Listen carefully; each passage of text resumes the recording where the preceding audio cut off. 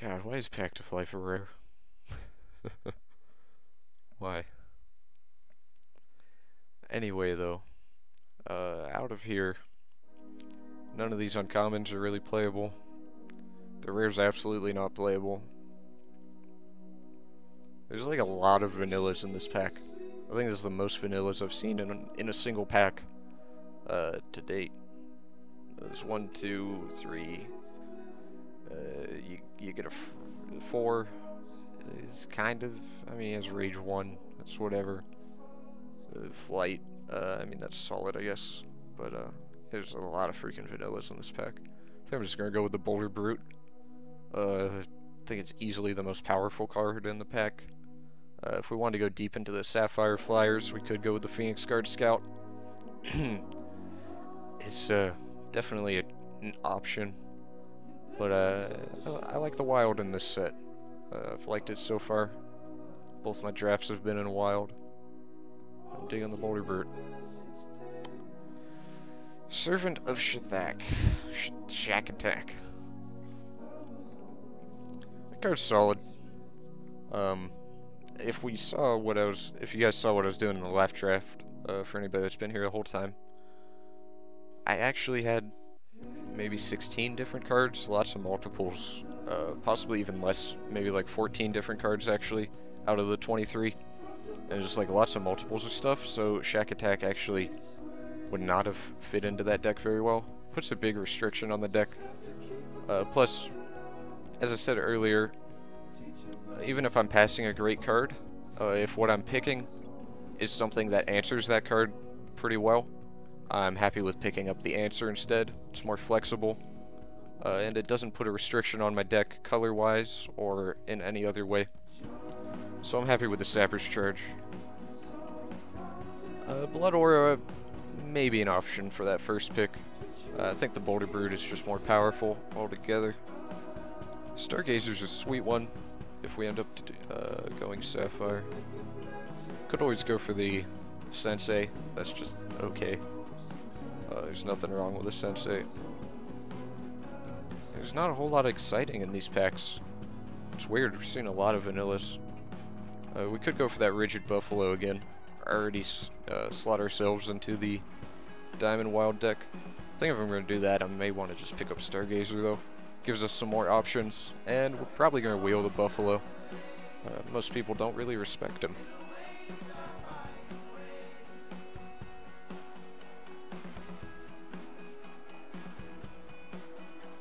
Sappers or Sensei? Wait, was there Sappers in that last pack that I somehow missed? No way. Inner Conflict or Shell Shot. Safe. I really love this guy. Super strong. I really want him. But removal, so choice.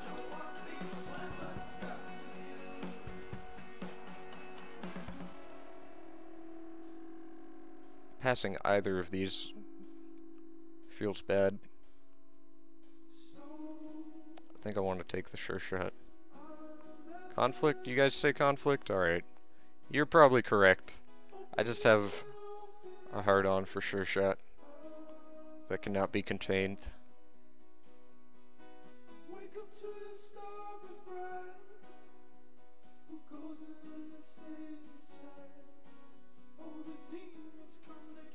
Yeah, you can't tell what's quite open yet. I mean, we haven't even seen what everybody at the tables has picked out of these packs yet. We only had seen 2 or 3 people by last pack, so you can't be certain. I think the Wind Whisperer is good here.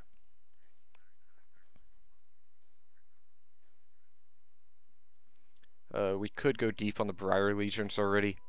I think those are only the 2 picks I would consider. I think we're going to hop on the Wind Whisperer here. I'm not really feeling the deepness on the Briar Legion, so boy, I love this Griffin a lot. 2/4 for 4 with Flight. Fantastic card. I can swing the double diamond pretty easily by turn 4. We'll see plenty of Scriveners if my last 2 drafts are anything close to these. No, I don't think the Guard Dog's that great. I mean, on blocking, 3-3 for 2 is solid. But he's not really an attacker. He's like 1-1 for 2. Bleh. You know what I mean? Not a big fan. So Frost Wizard is just like way better than Wild Child, especially when we're going a little deeper on the diamond, it looks like, with the double threshold on the Griffin.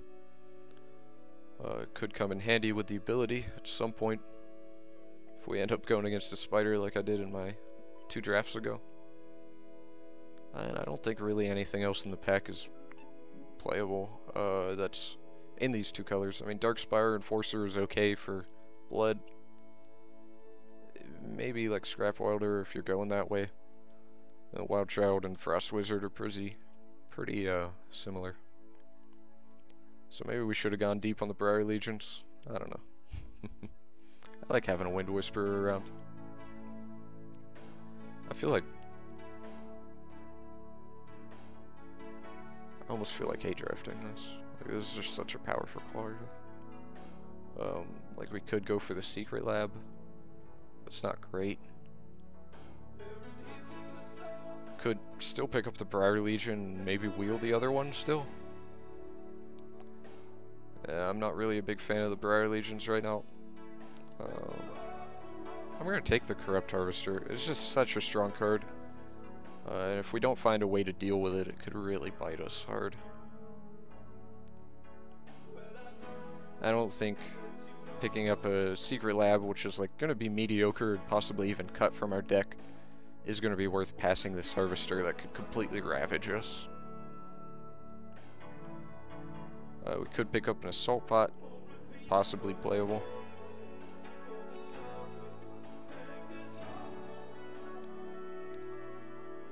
Yeah, I don't think we're going to be playing the Assault Pot. The other option was the Blood Aura. Maybe we could have done it. We aren't even necessarily in Wild still. That's an Atrophy. So we could have picked up the Blood Aura and possibly dipped into Blood, but that would have put us in double threshold in both of these colors, and I'm not really loving the double thresholds in 2 colors. I usually try to just stick to 1 color with the double, and then 1 color on the splash. Pick up a Sensei here. I don't know if I said that clearly. Only have 1 color with the double threshold, and then the other color would have a single threshold all the way through. I might have said that right the first time, but I'm not sure.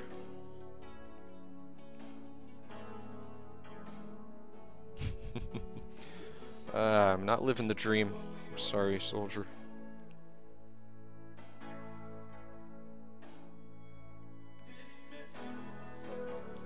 That Ritualist actually has some big potential in the right deck. So I'm going to go ahead and nab that out of there so nobody plays it against me. Doesn't really matter what I picked out of those 2. Wild Child might actually see player in our deck. Oh god. Oh god. Oh, Shrine. I mean, Survival of the Fittest is amazing, of course, but we have to take the Shrine. It's too good. It's just too good. Flat out fantastic. Great card. Everything else can go eat it.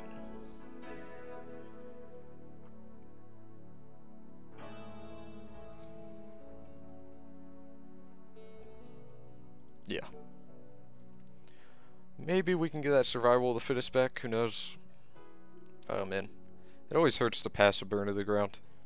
This guy first picked a common.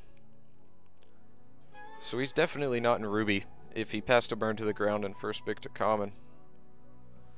So, Ruby is open to our, right, so we're going to be getting Ruby again next pack as well. Possibly. A little bit of it.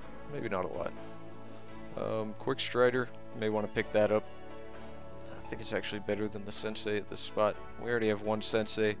I don't want to overload on those 1/1s for 2.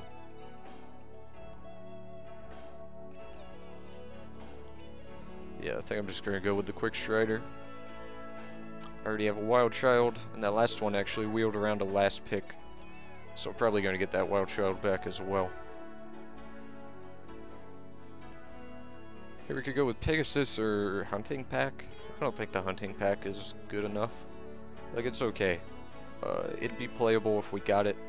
It might actually wheel, because it's just, like, pretty mediocre. It might not even be playable, actually. I don't know. Depends on the rest of our deck. But I'm definitely taking this Pegasus. Seems great. Wild Aura is an option as well.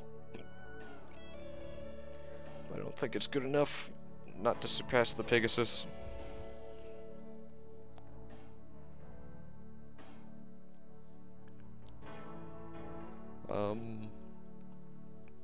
We might not use Dimid this game. May opt for something else.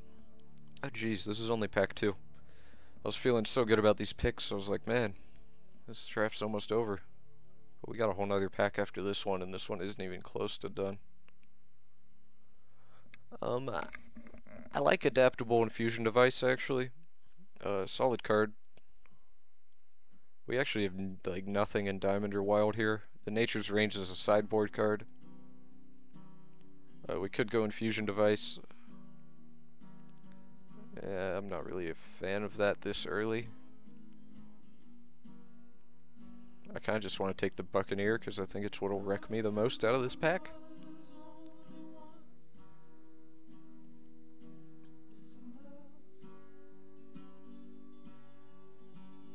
Yeah. Stormcall is a really good card and limited as well.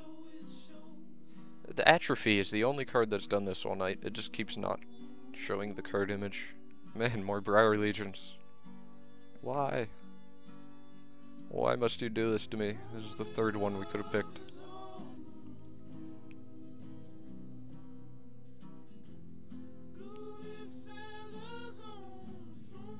I actually kind of like Bravery.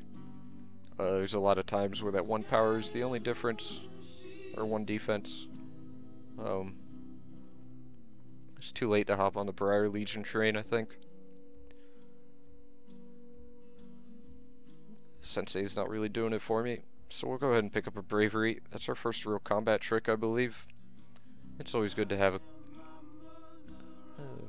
you know, 2 or 3 combat tricks.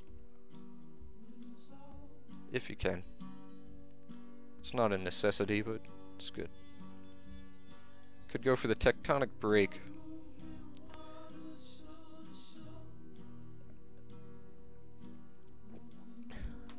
No. We're not doing that.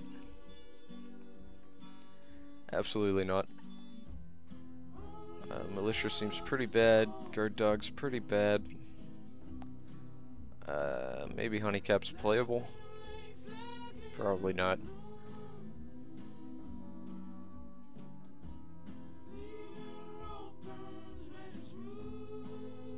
I'm just going to take a blood card out of there. I do not want to see. We're taking Survival of the Fittest. Get us some removal. I mean, the Honeycap, I don't think I'm going to play it. I'm heavier in Diamond already. So by turn 4, he'd probably be a 2-2 on your average draw. And a 2-2 for 4 is not my kind of game. Wrath of God. I'm not sure which card you're talking about. We're taking the Survival. Yeah, we'll probably pick up the Shroom Tank here. Yeah.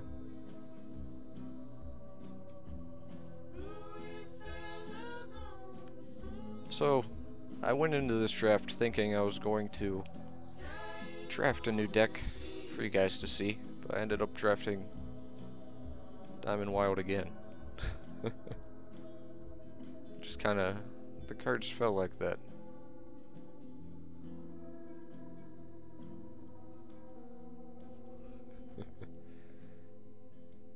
I don't think it was all going in the same direction. We'll go ahead and pick up this Sorcerer. We can give that guy another Honeycap. He can have it. Fine by me. Sorcerer is playable for sure. He'll be one of the later cards in your deck, and he might get cut sometimes, but he's definitely playable.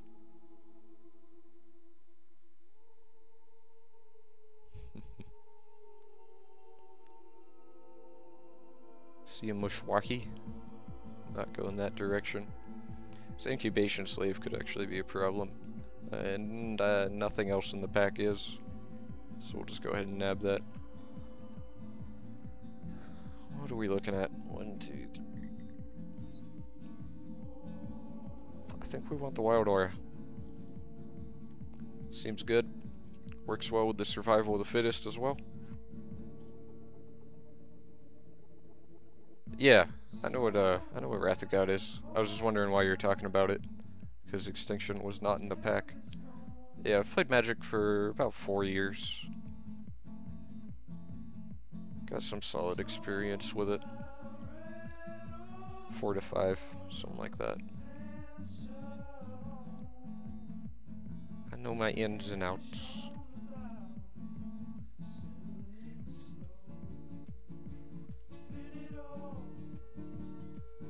Yeah, honestly, I could have had a pretty solid blood deck. So I could take the Tectonic Break to be funny. I'm gonna go ahead and take the Carrion Blob, because somebody might actually play it. It's a playable card. Genesis Hydra is sweet. I like that pick a lot. Another survival. I think I need to pick creatures before I pick up another survival. I don't have a ton of creatures right now, especially when you're counting them as like 1/1s, and I don't really want to play Militia in this deck if I don't have to. Genesis Hydra is just a sweet one, especially in Limited. It's even good in Constructed. So maybe we'll wheel that survival. If not, we'll probably get that Shards of Fate back, because newer drafters don't really respect mana fixing that much. And I'm guessing there's a lot of newer drafters playing Hex right now.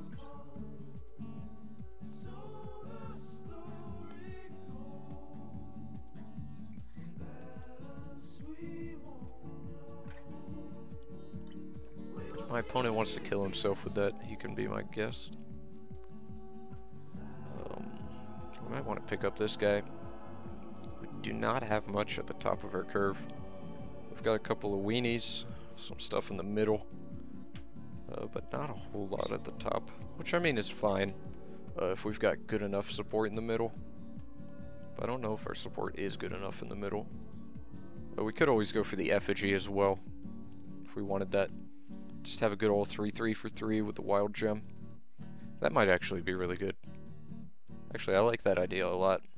And we actually have more 5/5s or 5 cost big stuff than I thought. Once I scrolled down, and the Hydra we just picked kind of falls into that category. Instigator is nice. Which one is Instigator? Also, Diamond Aura.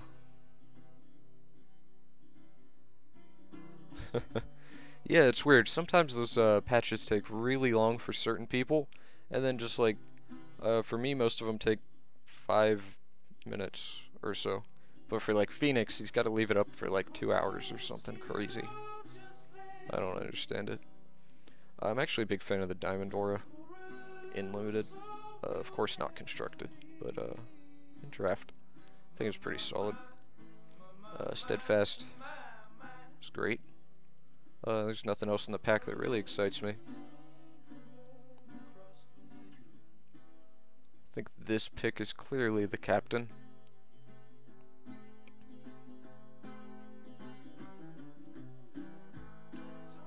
Not really feeling anything else. There's not really a whole lot else going on. I mean, if we were in Sapphire, we could go for the Phoenix Guard Trainer or the Peak. The blood's not awful. But yeah, since we're in Diamond Wild, there's no Wild in the pack. We'll pick the best Diamond card.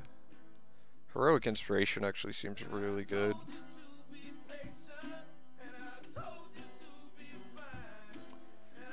We might actually want that as the pick as opposed to Survival. They're both practically removal. Forgotten Lord, actually I overlooked him.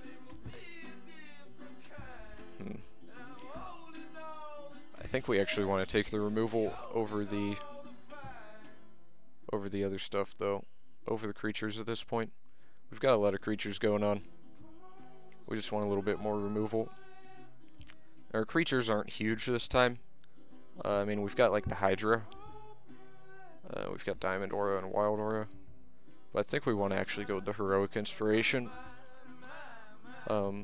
It's possible we wheel one of the two Survival of the Fittest that we passed so far this pack. Pharaoh Ogre seems playable. Yeah. Possibly. I'm not completely certain. I mean, he is the double cost. It looks like we're kind of evenly split now, though, on the double costs in Wild and Diamond. So can't be quite certain anymore.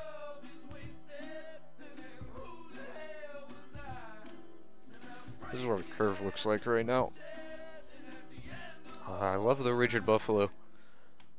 I do. But running him and Pharaoh Ogre, he might just be better than Pharaoh Ogre.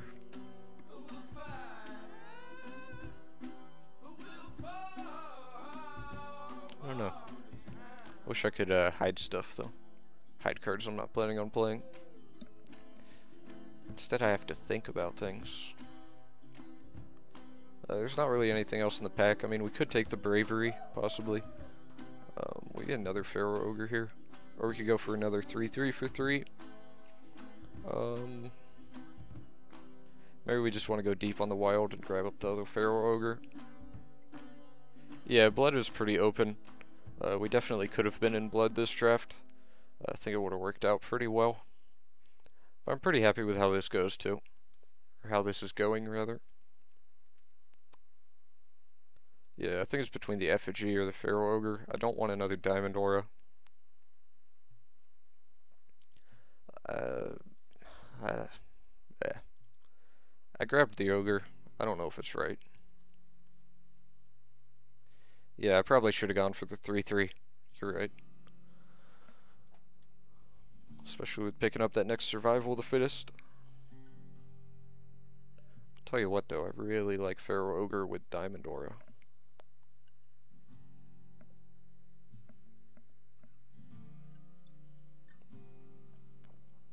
But then again, a lot of stuff with Diamond Aura is really good.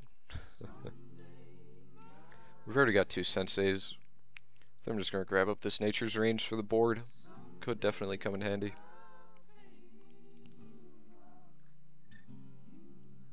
I don't think anybody's going to be acing us with a Kindling Scarred deck and draft. Don't really have any use for the Bucktooth Commander either. Nothing in here is outstanding.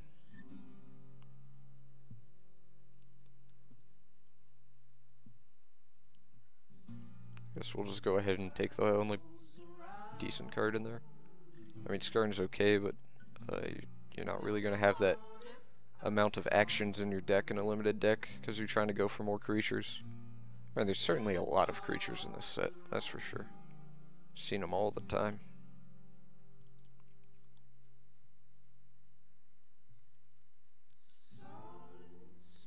Yeah, that's very possible.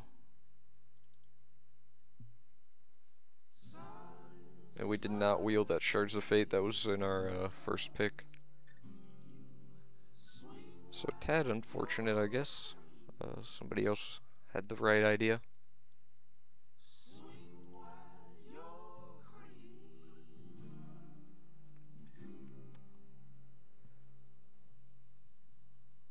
So we go ahead and hide the other colors.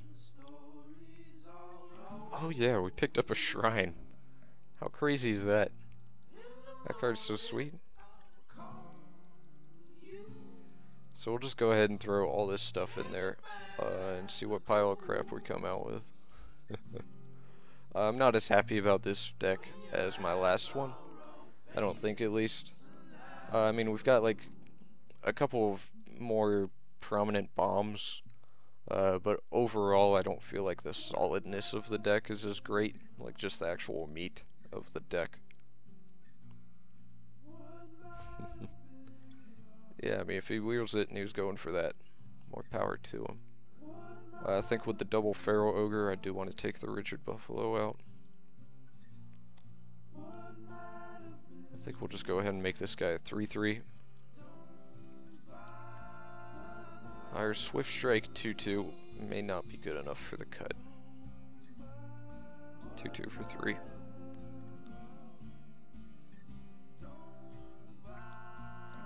I think the captain is definitely sweet. We're looking at some good stuff in here. Sensei, I don't know how I feel about Sensei's multiples, at least. I might run one, just because it's fine.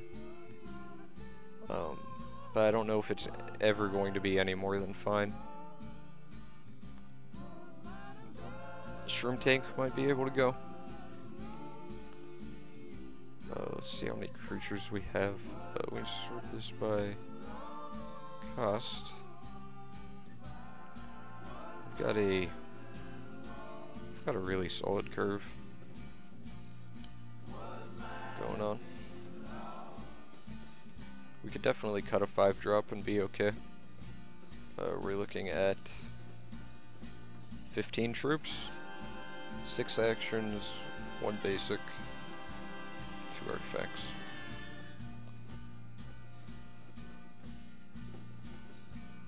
So,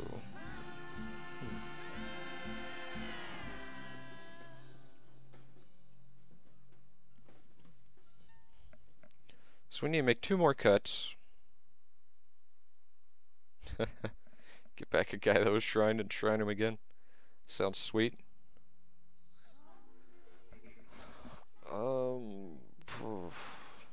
Maybe the bravery's not good enough. We could possibly board it in against stuff like Ruby. I'm not feeling too great about the bravery though, honestly. Feels pretty mediocre. If it was a wild growth, I would feel a lot better about it.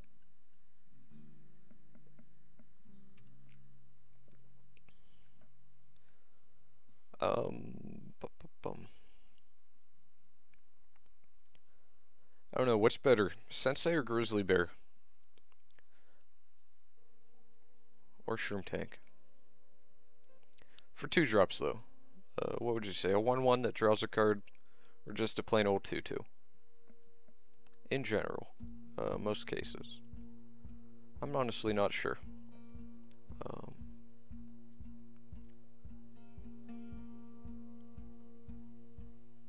Bravery or Vine Creeper? Really? You don't like the Vine Creeper? I think a 2-4 for 3 is really sweet. Really sweet. There's a lot of guys that just have 3 power and 2 to 3 toughness. This either eats them or blocks them infinitely. I think it's a really good one. I mean, cantrip plus 1/1 can be better.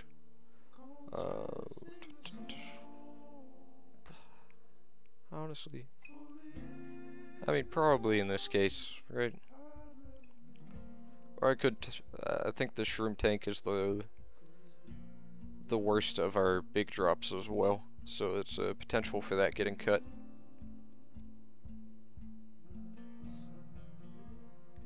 I like the Star Child though. I think it's definitely playable in here. Gaining 2 life and limited every turn is definitely nothing to look down upon. Perhaps I'll just cut the Wild Child, as you all suggest. It's definitely one of the things I was leaning towards.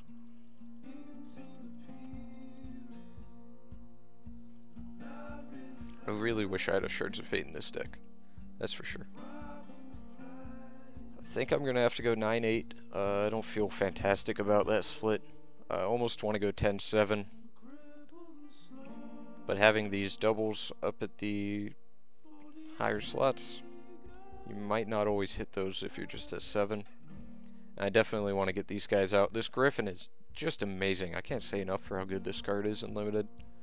Like, you might not realize it at first, but it's just like one of the most solid commons, if not diamond, then in the set.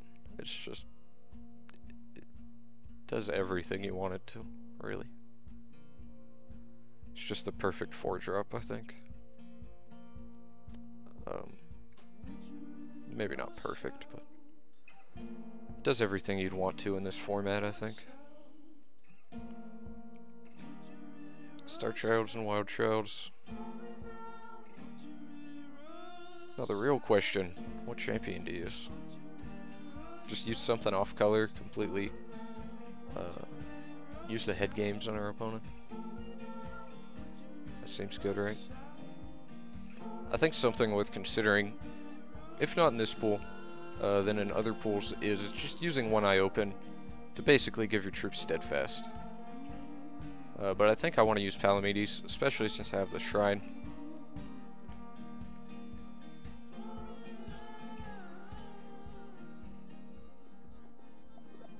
Yeah, that the Mystic with the Flying Gem, great as well. Feather drifting down river is fantastic and limited. A really good one. I think I want to go with Palamedes for my champion in here. Running Deer? Really? You think so? I don't think I'm deep enough in the diamond to want the Dimid. And also, just like, the life gain doesn't really... I mean, the life gain is fine, of course. But I'm not really, like, doing anything with it in this deck. So, I don't know.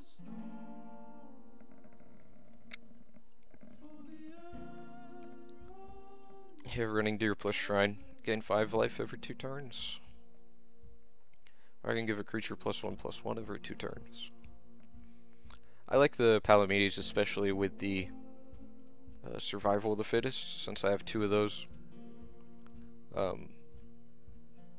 Something possibly worth considering because of the double survival is Kishimoto. I think overall it's just worse than Palamedes, though. Unfortunately. It's just not a great champion, to be honest. I wish it were better, but, you know, what are you gonna do? It's just not.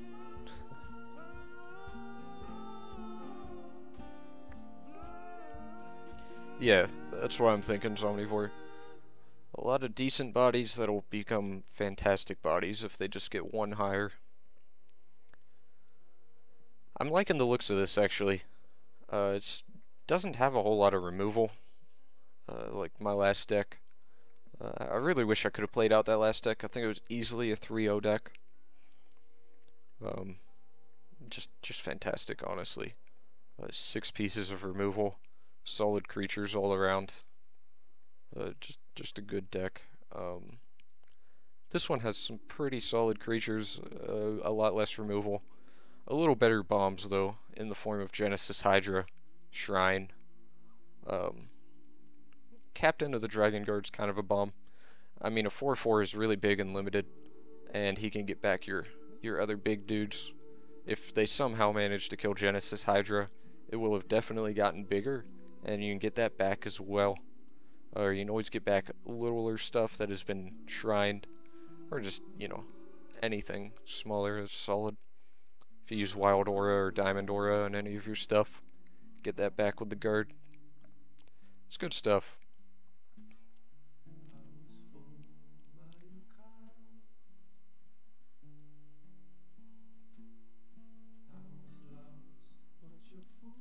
I think if I could go back, a change I would make in the draft would be to pick up that other effigy as opposed to the second Feral Ogre.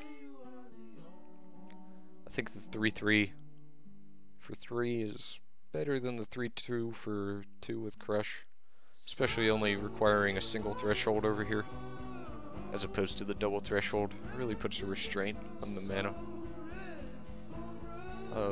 We also had the option to go for Blood in that draft, and that definitely could have turned out pretty well. We even got some Blood cards just like on accident that are definitely playable. I think Incubation Slave is a solid one in limited. Call the Grave is good. Corrupt Harvester is insane. Yeah. So we'll go ahead and save this. Perhaps our opponents have finished early as well, and we can hop into that game a little sooner, so we don't have to sit around. There we go. That was quick. Oh, and we did get Phoenix round 1. A nice little mix of shards here. We actually do have double threshold on both.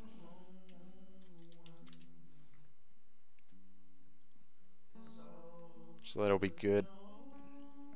I think we're pretty much set for this game. Yeah, he's mulling to 5, and with this hand, I think he would already have to get a really good draw to beat us.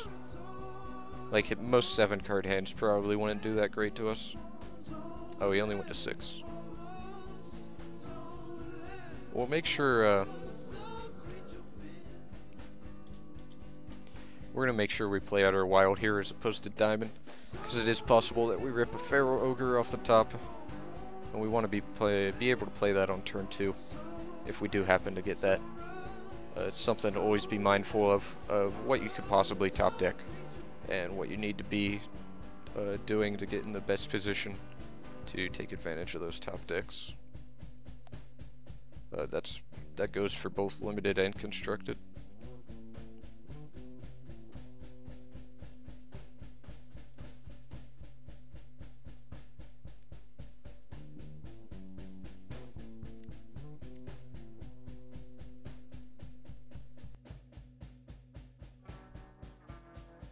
Man, I actually almost feel like I'm losing my voice. Throat's starting to get a little scratchy. Guess I usually don't talk this much all at once. We're going on 2 hours here of almost constant talking about drafting and playing. See what he takes with this Inquisition. Yeah, I think I agree with that. He takes the Vine Creeper out. It's the only thing I'll be able to play for the next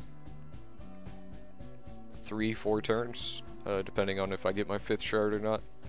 It's the only immediate threat. I mean, he could take the survival of the fittest if he's worried about it. But if I was him, I think I would take the Vine Creeper as well. And then also, since he has that information of what was in our hand, we should keep track of what he knows and what he doesn't know. And we'll make sure we play out both of these diamond shards before we play out our other wild, since he already knows about the 2 diamonds, and he doesn't know about the wild.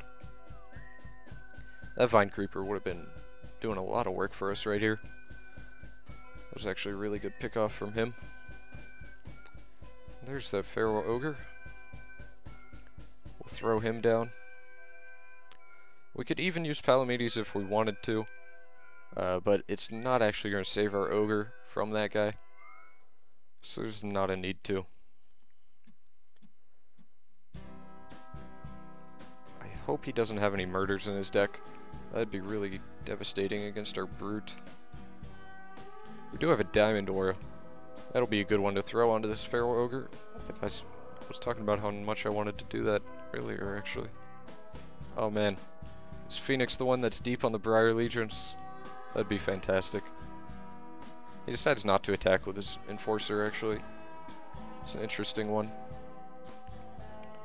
I think I definitely would attack there if I was him.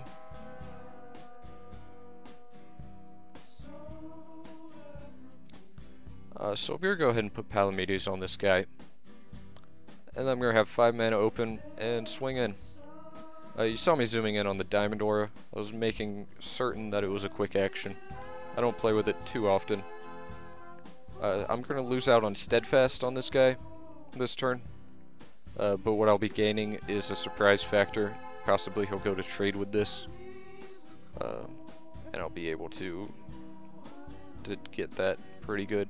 And if he doesn't want to trade, I'll just play out my Boulder Brute. And we'll be good to go.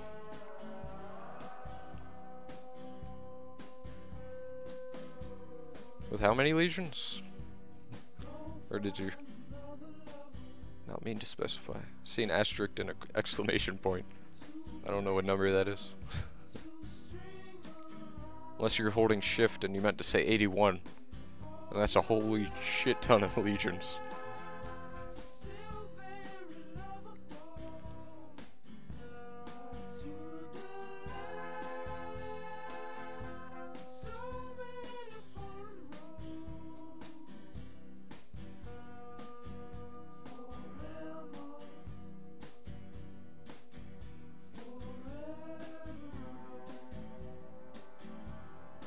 7 is quite a bit as well.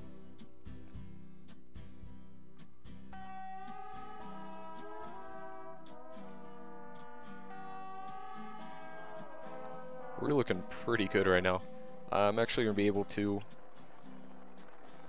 swing in here, Wild Aura my Brute. Whatever he blocks, I can always Survival of the Fittest, Crush, all that good stuff. We're looking immaculate this game. I don't think there's any way he could win. And what we're actually going to do here is Wild Aura our Brute, make him a 6/6, and then fight the Darkspire Enforcer.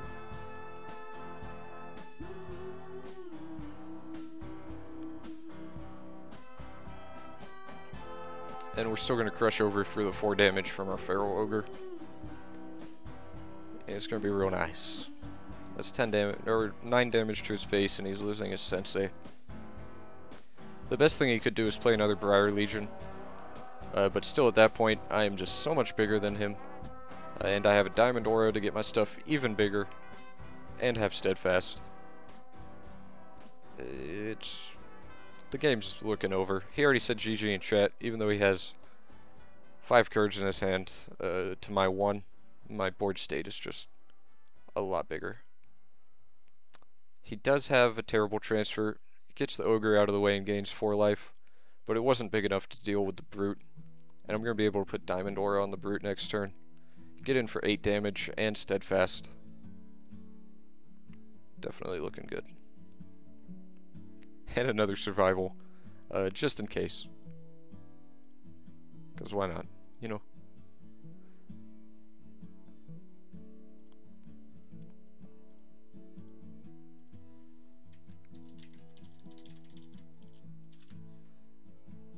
If he has a Murder, he can get right back into this game. But other than that, yeah, Extinction, a little less likely. But it could happen.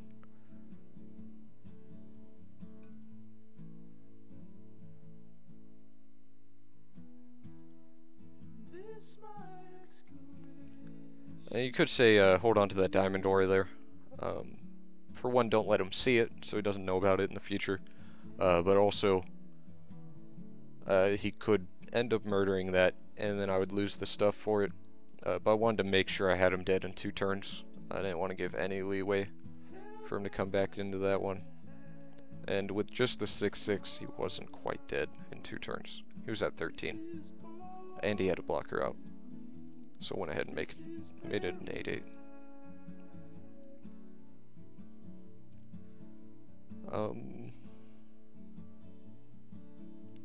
Wondering if there's anything I want.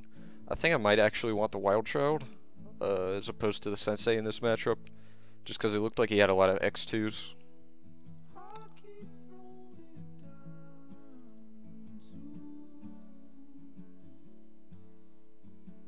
I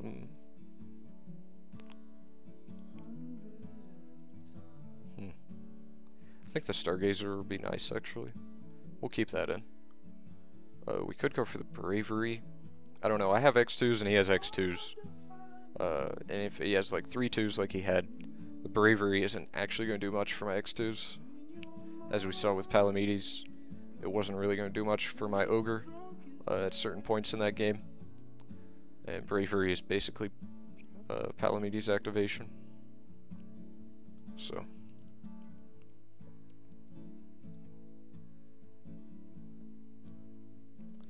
It's not a whole lot I need to sideboard here. This is pretty good. I don't have the 2nd threshold for the Vine Trap, but I've got a Shrine, and I've got the double threshold for my Griffin. We all know how much I love Griffin, and I don't even have to say how good Shrine is. That card's insane. As long as he doesn't rip it out of my hand on turn 2.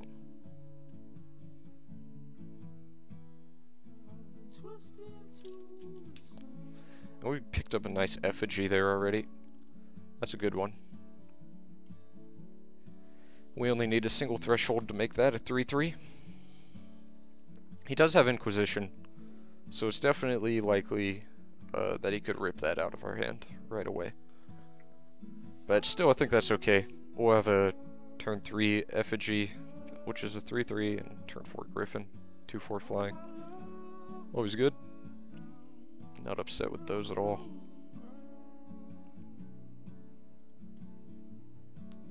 We do get to lay down our shrine. And we pick up a Hydra. Whoa, Phoenix is going to say something about this shrine, no doubt. He's going to say, yeah. Oh god. I was waiting for it.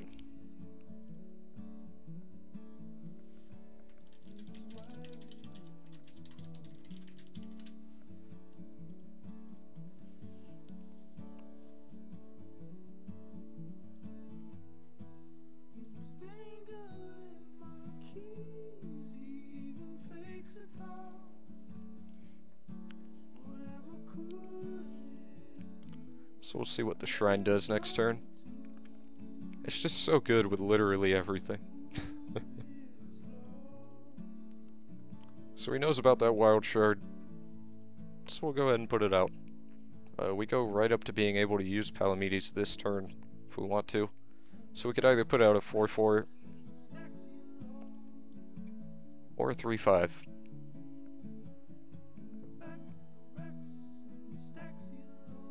Or, you know, we don't have to use Palamedes this turn. I think actually saving it for the Griffin could be the way to go.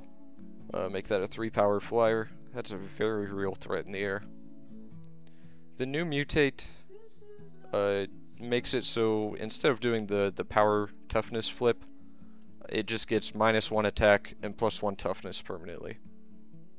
You still get to draw the card, but overall it's just a lot worse, unfortunately. Sadly.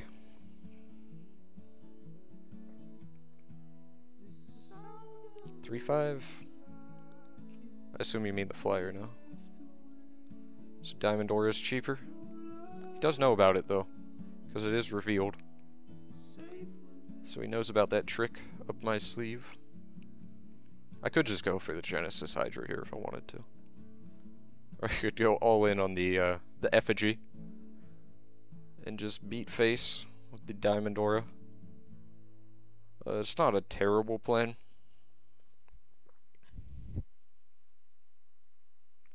No, it's just -1 +1, as long as I'm remembering correctly.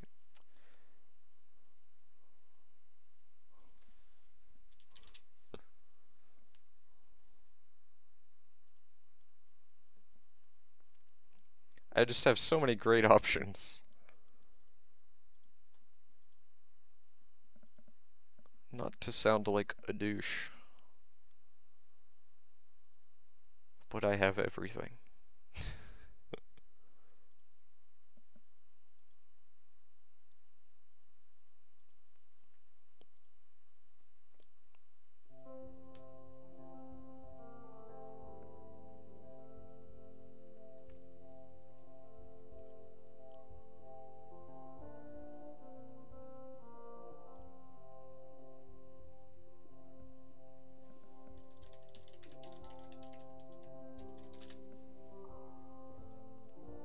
He has the +1/+1 gem in there. So he's got a 5/2 for 4.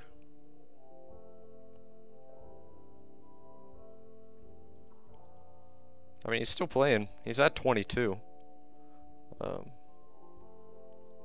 Game's definitely not over. That swing was odd. That's a free eaten for me. Get to gobble that up. He has 0 mana open, so an odd choice, but I'll take it. Feral Ogre. Seems like a good one to shrine.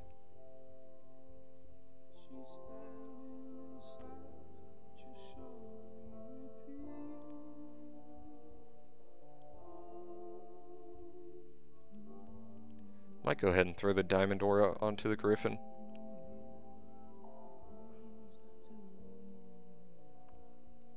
Just start getting in there for 5 a turn. Seems solid. I like that plan a lot.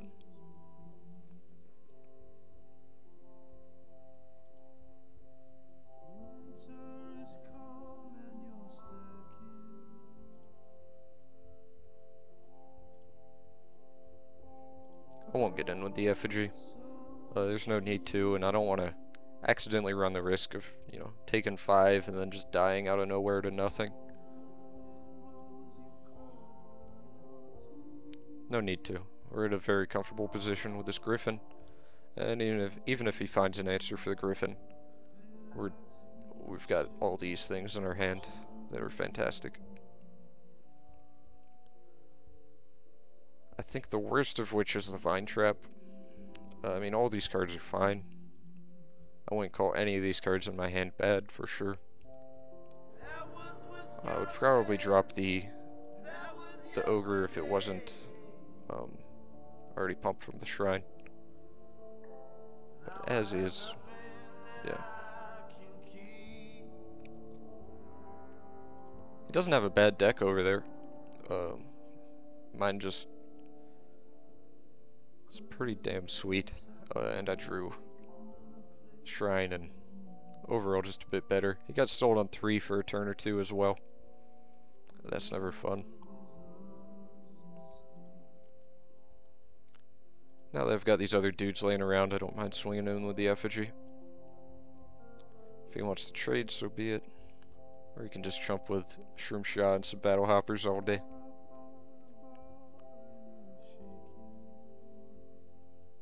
We'll go ahead and play this stuff out. Don't see a reason not to.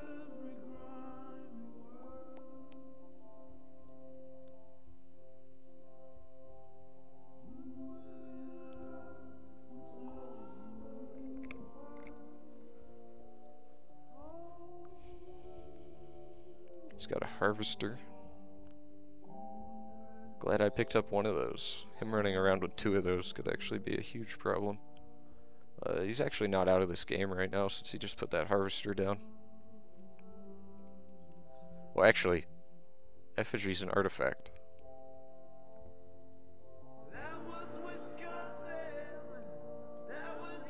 Never mind.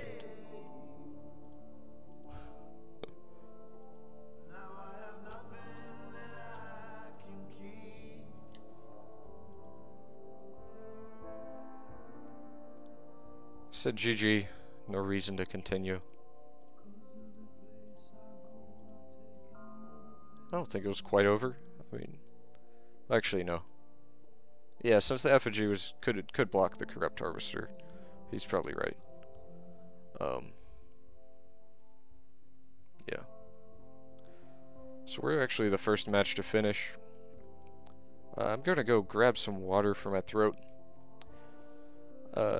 I'll be back within a minute, and then we'll decide what we want to do while we're waiting for these matches, or if you guys just want to see me draft again.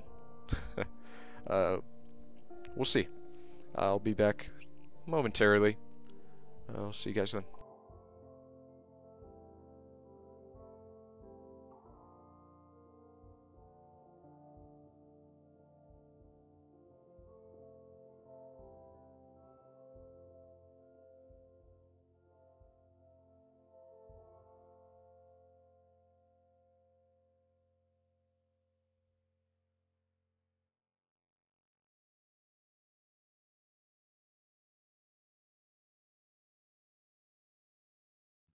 The song we're going to do is called Blindsided, and it's kind of about walking around where we're from in Eau Claire, Wisconsin.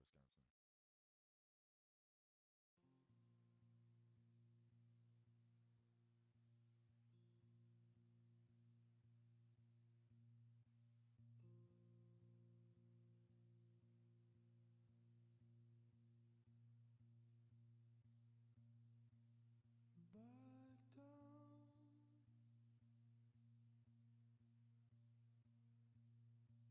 Boards nails lie around, so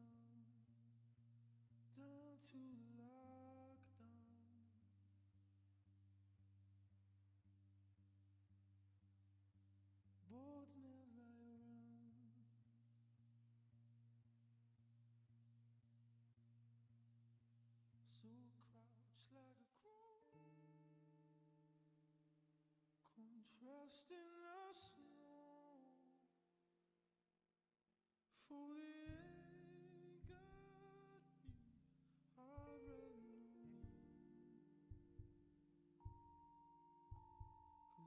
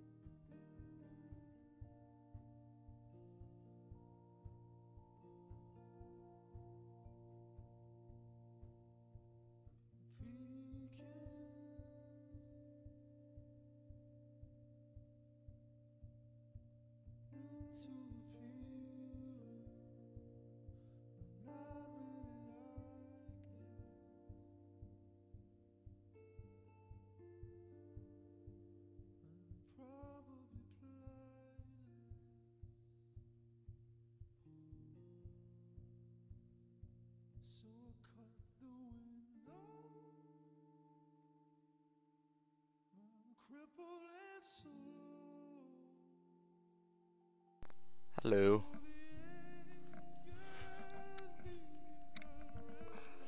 So what do you guys want to do?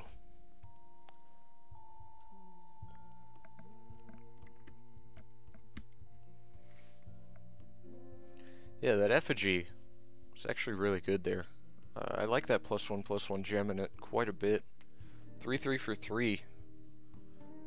Basically just a single wild threshold. Definitely a very playable card in limited.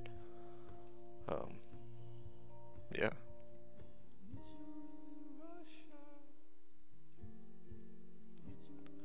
Looks like I'm still the only one completed. I wish I could play some constructed rounds in between this. I do not have another account, so I can't just load up another thing. Yeah, there's this handy story button up here. I haven't clicked that yet when I was outside of a tournament.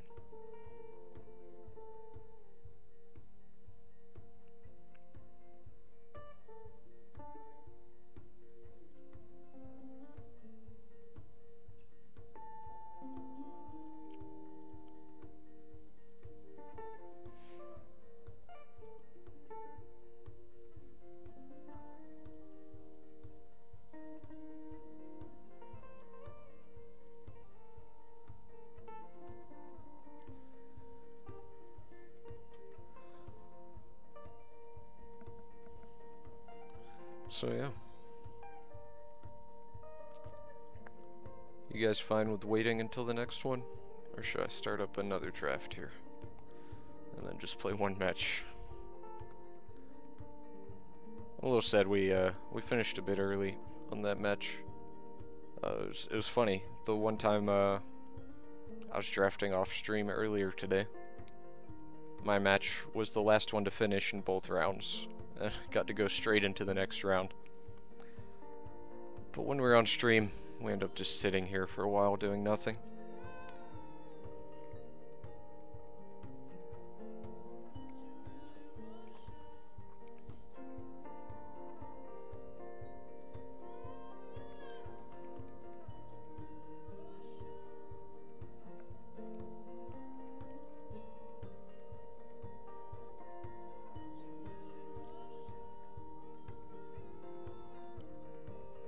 I think what I'm going to go ahead and do in the meantime, oh, that's nice. They completed and they finished another game. So I know everything is still running.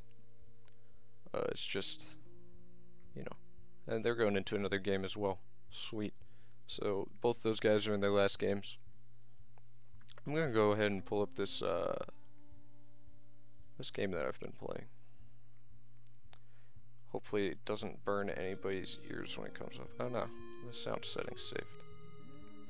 We'll go ahead and pause this. I'll go ahead and start this game from the start. It's called I Wanna Be the 8-Bit. It's pretty fun.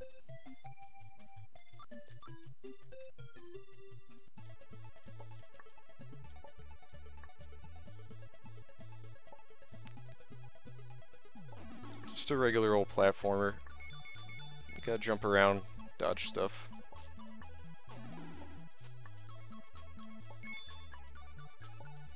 Shoot stuff.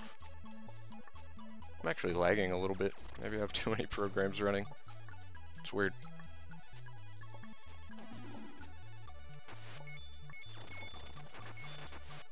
Wow.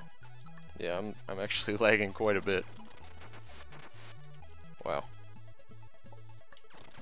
That's embarrassing.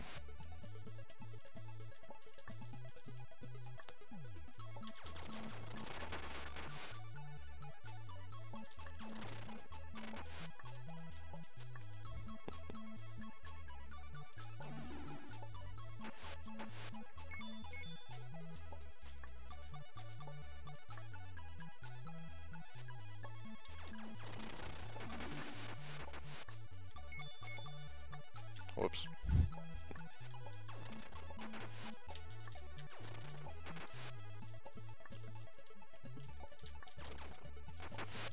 God damn it. Those, getting a double jump out of a block can be difficult. So we'll just go ahead and shoot it all away. God damn it.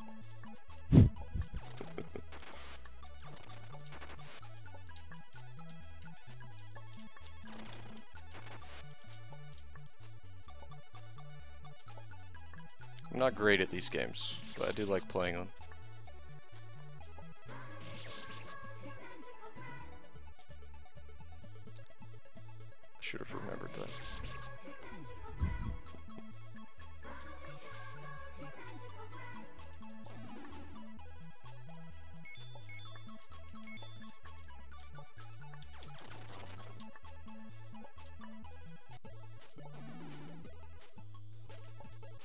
Oops, that was a bad timing.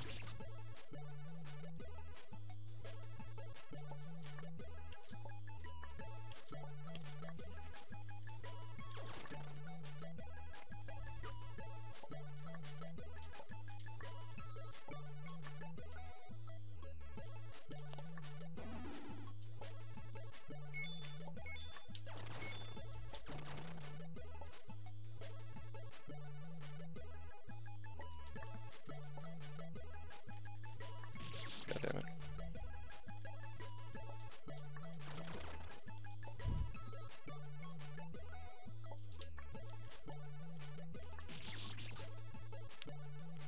I looked away at the chat for a moment. Ran straight into that.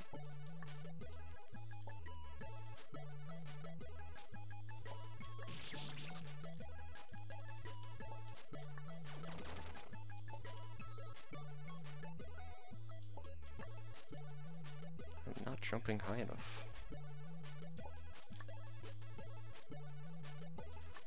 There we go.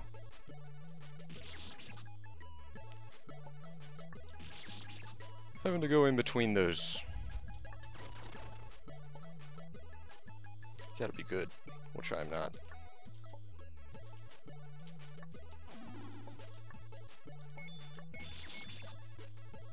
How's this timing work? These are definitely on different times.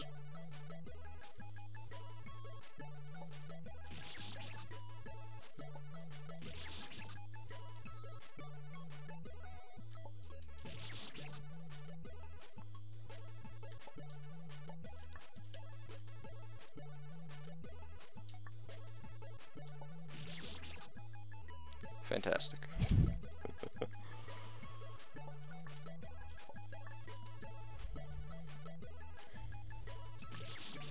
Wow, I didn't even jump.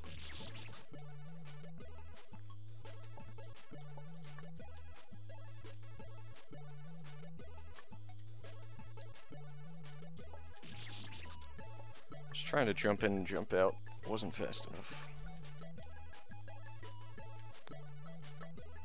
So what are you guys doing? Whoa, while we wait.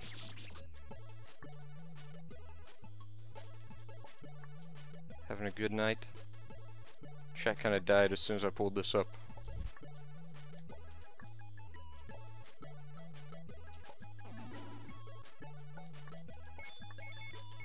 Oh, that's just great.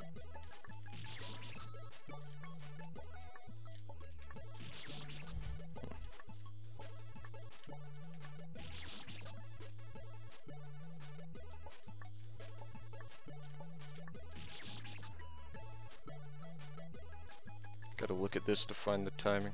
Hearthstone, eh? I actually got into the Hearthstone closed beta for a little bit, like maybe 2 weeks before they opened it. I still have not even downloaded the game. Gotta go fast. Maybe a little slower. A little faster. I feel like I can get in there at that time. Yeah, there we go. Those were not there.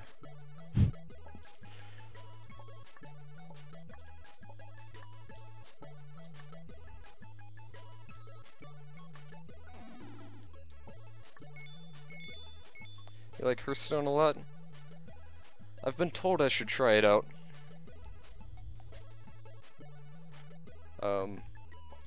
My brother's actually into it. And he doesn't usually go for card games. And of course, you know, everybody on Twitch loves it. Just a tad slow there.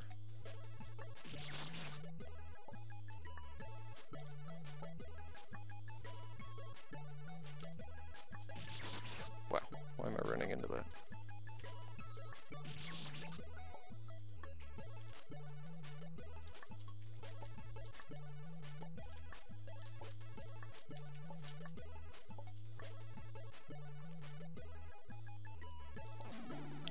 Yeah, the non-interactive stuff.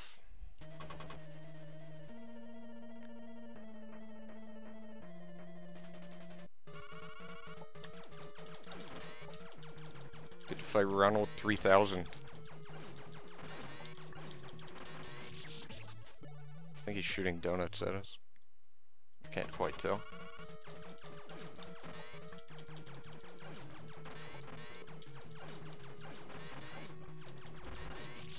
Why am I not jumping on that? Played through up to like most of the way. I got up to the second boss on this, but I haven't played it in a few weeks. The second boss is actually kind of a pain in the ass.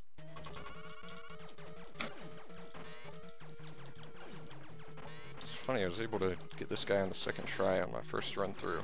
Just completely blind. I don't need to die to that.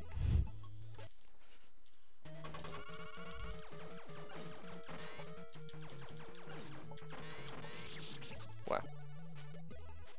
Dying to stuff that I've died to before. It's not good.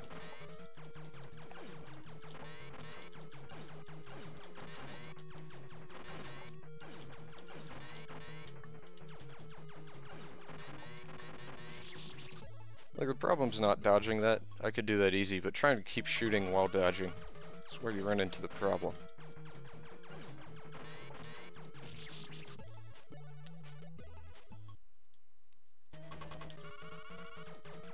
It's fun and easy and tastes pretty good. What? I have not read some of the other lines before that. And now I'm lost. God damn it. I need to do a short hop on that.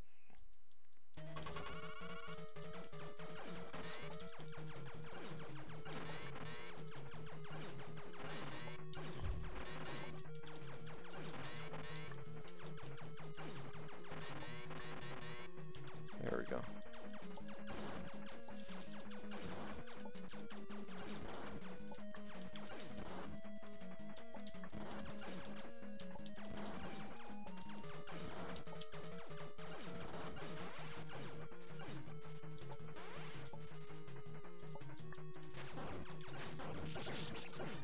Shit. So what are we at on here? Alright, these guys are complete, and these guys are in their last game.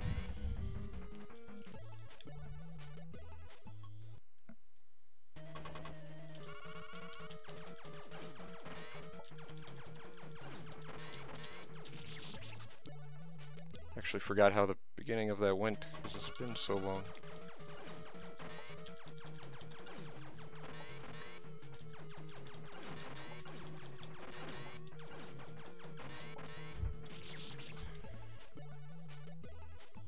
This shouldn't be this hard.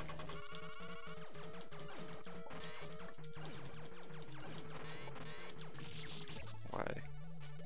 Why am I dying?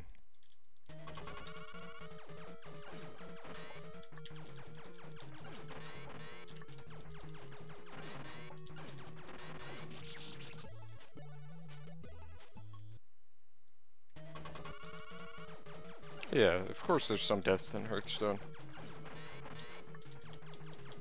Just not, I mean, it's obviously not quite as deep as Hex and Magic.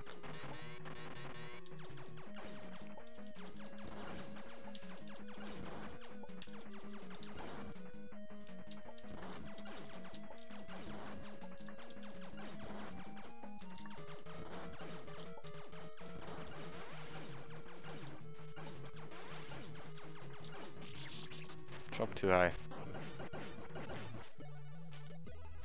Let me read this chat real quick.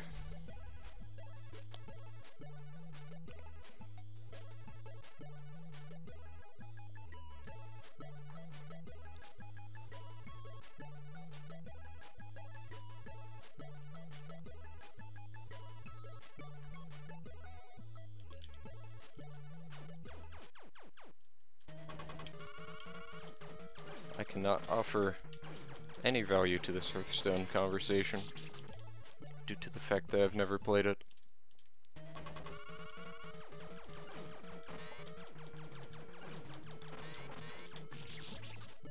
Why do I always forget he shoots 2 on that second attack?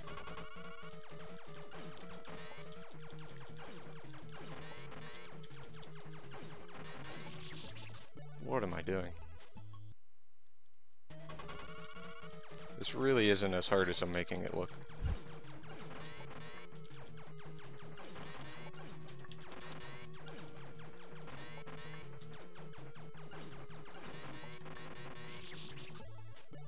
I'm just awful.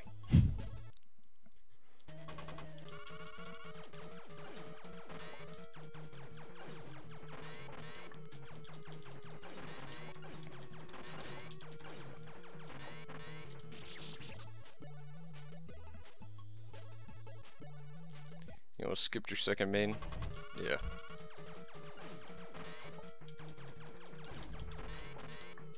Yeah, I've definitely been known to make some mistakes due to reading chat while I'm streaming.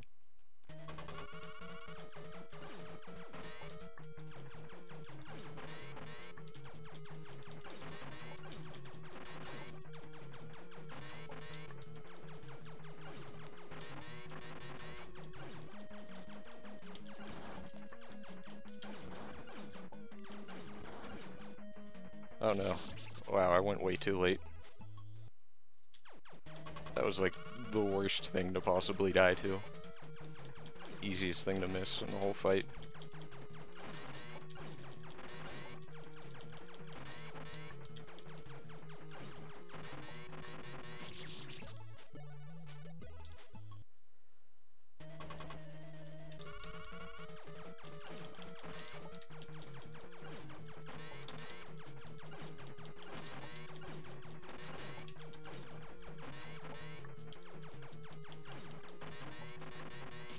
Fucking. That one always gets me. I think that's definitely what I've died to the most.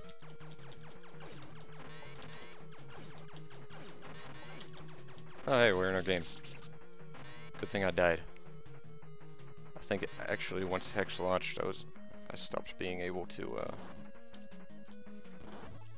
jump. I don't want to exit all the way out of this, but I want to get the music to stop. I guess I'll just exit all the way out. Why is the music still going? Alright. We're good. We're okay.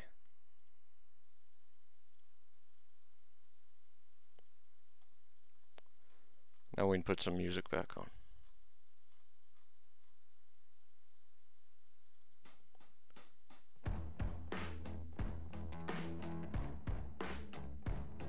This is a solid hand. Back into Hex mode.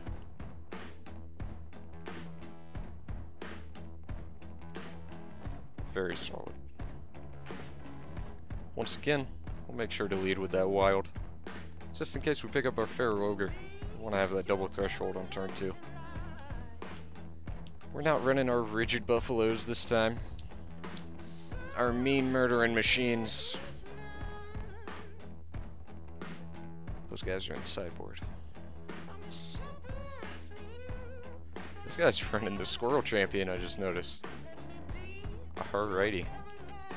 He's going for the long game. Maybe I should have ran the Squirrel Champion with Shrine. Seems good, right?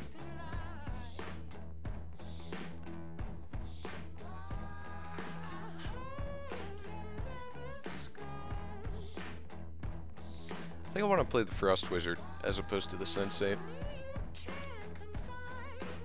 I want to get my beats on. I'm pretty happy with playing the Sensei next turn. Yeah, maybe he has a shrine too. How many of the same rare can we open in one draft?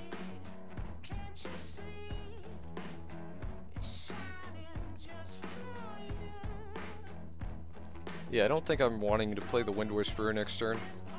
We're just going to go ahead and stick the Sapper's Charge onto the board, play out a Sensei. I think it'll be good. Oh, he's got his own Pharaoh Ogre. Maybe we're just going to want to pop the Sapper's Charge on that right away. I don't know, depending on what I draw, I might be happy with trading the Frost Wizard for the Ogre.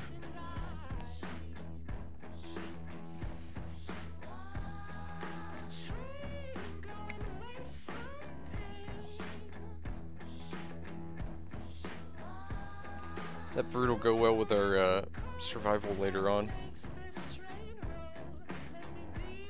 I think I'll offer the trade. If he wants to take it, that's fine.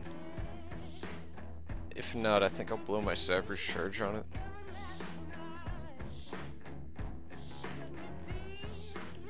It's up to him. I'm gonna do it before he untaps so he can't Wild Growth or anything like that. Wild Aura.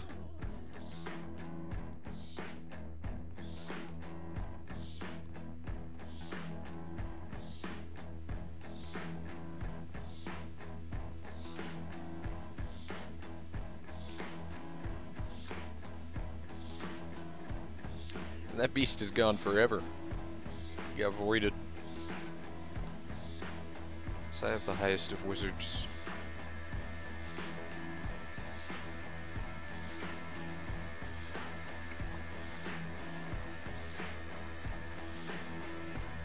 Surge Mechanism. It's actually pretty solid and limited. It's actually really solid. Solid and constructed too.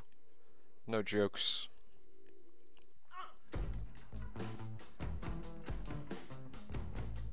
Nothing to be trifled with. We don't hit our third land, so we're gonna have to Sensei. Or fourth land, rather. Hopefully we can pick up a shard here. No, instead we pick up a 5-drop. That's not what I wanted to see. Not at all. Not the one bit.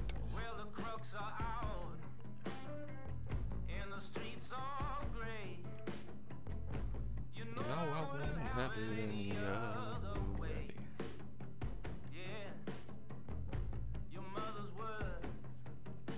So he's up to 5 and a mechanism and a zombie vulture. We can actually just fight our Sensei with that zombie. I think we're gonna do that.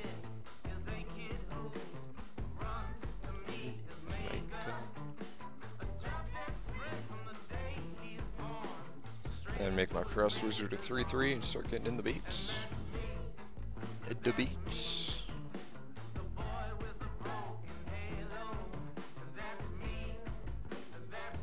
Hopefully I can pick up another diamond here. Got 3 double diamond threshold cards in my hand. The only 3 in the deck, mind you.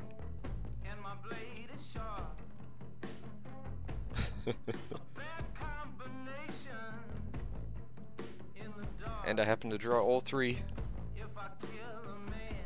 at the same odd time where I don't have the double threshold. Black keys are fantastic. It feels like this album came out ages ago, but every time I look back, it only came out in 2010. I feel like I was listening to it like, I don't know, at least 8 years ago.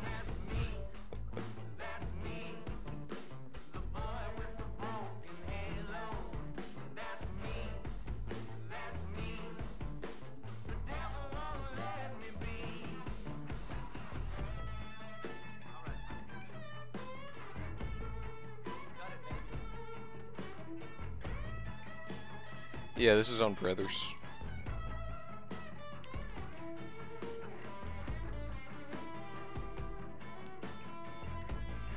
We're gonna go ahead and attack. If he trades, that's okay. If he doesn't trade, that's okay. It's all okay.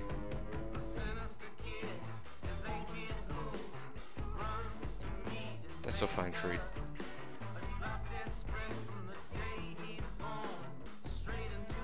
Go ahead and play out the brute. The old 4/4 Sure Strike. Pretty solid card. He's up to 5 chargers. He's not that far away from that mammoth.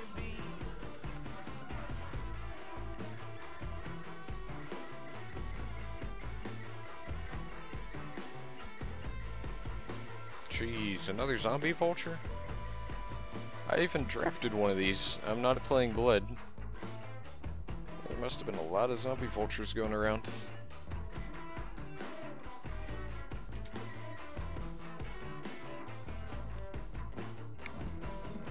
Card seems playable. It's not fantastic or anything, but it's playable.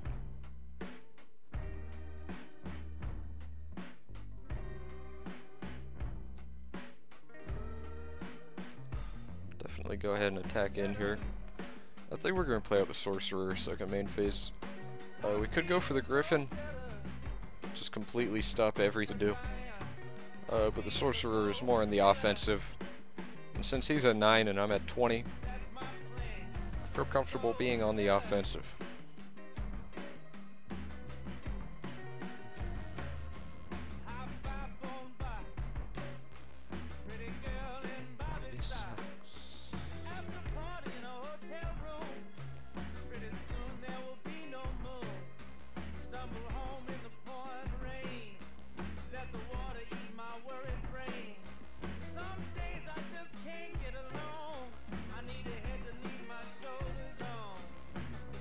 I'd say if you guys are looking for any great drafting tips in Hex tonight, I think the conclusion I've come to is that Diamond Wild is really damn good. In this set at least. I've done it all 3 times I've drafted, and I haven't dropped a match.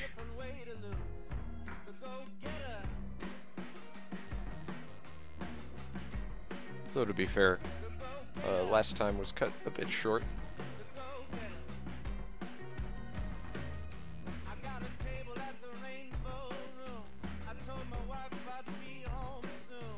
And every time it's not like it's the same exact deck.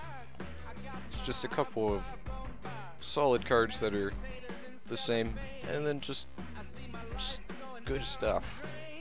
Just good solid cards.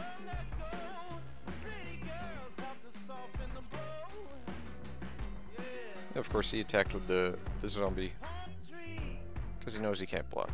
So you do what you do.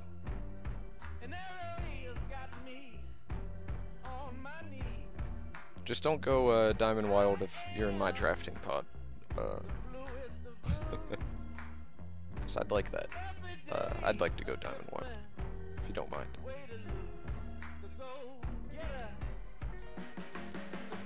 So we'll go ahead and throw this stuff out there. Why not, right?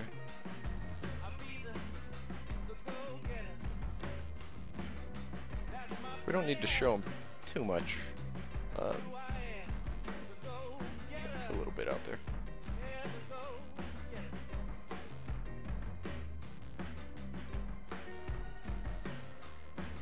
This is game 1 after all. You can keep some cards a secret, so he doesn't know what he needs to play around or sideboard against exactly.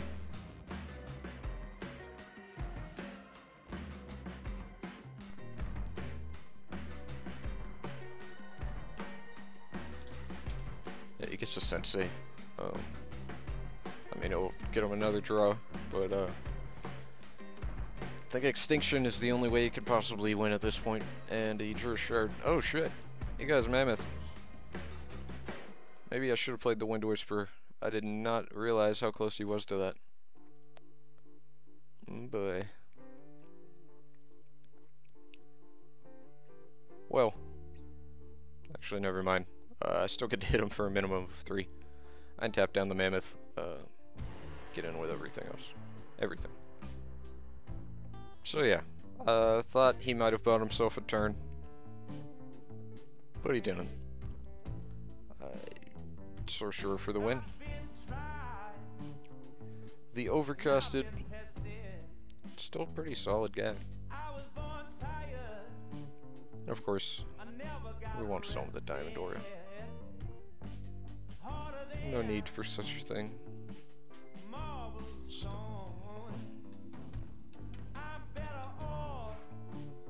Better off left alone, 'cause I'm not the one.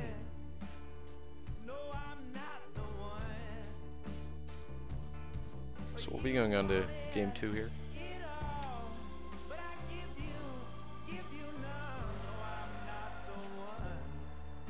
Against our dazzling mammoth squirrel titan opponent. Is Surge Mechanism worth bringing in Nature's Reigns? I don't think so. Because like right there, I didn't even care about the Surge Mechanism. Hey, Avic. What's going on, man? Draft is sweet. It's good stuff. It's good stuff. What did our opponent actually play that game? 2 flyers and a sensei. Was that really it? I think it was.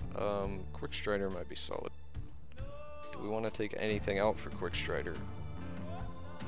Not especially. I don't know, the Heroic Inspiration seems kind of mediocre. I actually haven't seen that the whole time, out of our 3 games so far. Yeah, I think I like that little change there.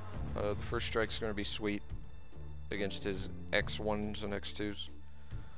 That wasn't really blocking flyers anyway.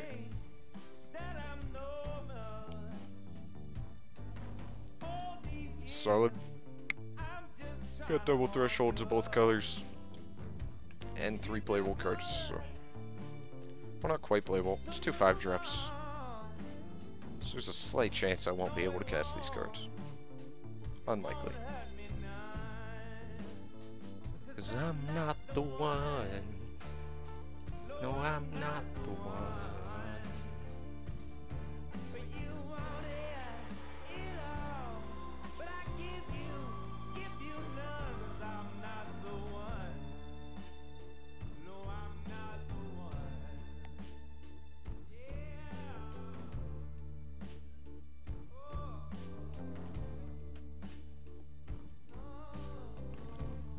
So we end up picking up another shard. I mean, it's nice to make sure we have our 5th.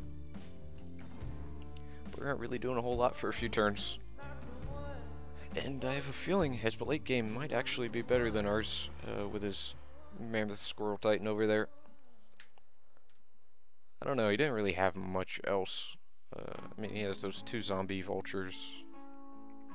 Sensei or 2. We've still got a few turns to pick up a 2, 3, or 4 drop. Things will be looking pretty steadily in our favor.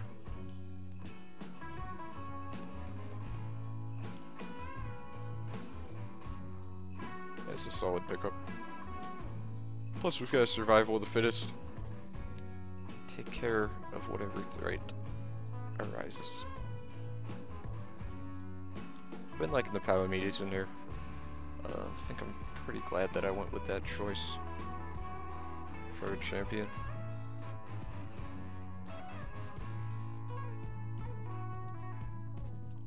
Though to be honest, we haven't really needed him.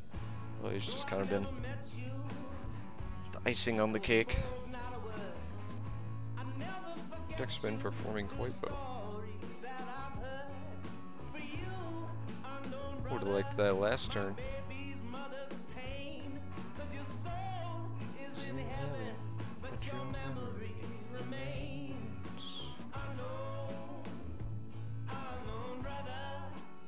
So he does have that Surge Mechanism again on turn 3. Seems solid. I'll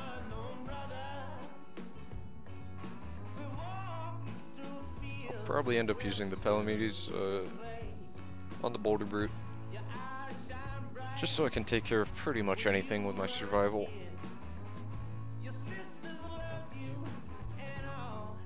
I don't know. I'm not in a rush to use Palamedes. I don't mind missing out on a damage or two. So it means I get to use it optimally for with survival of the fittest.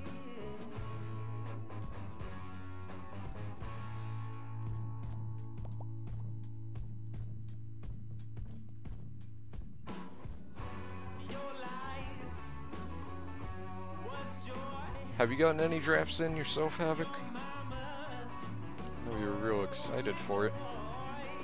I don't know if you actually drafted before you went to sleep.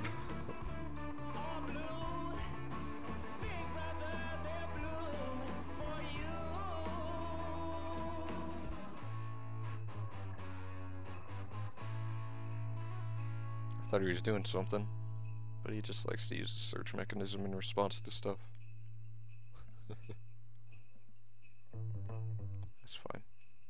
He did that last game too. Caught me off guard for a moment.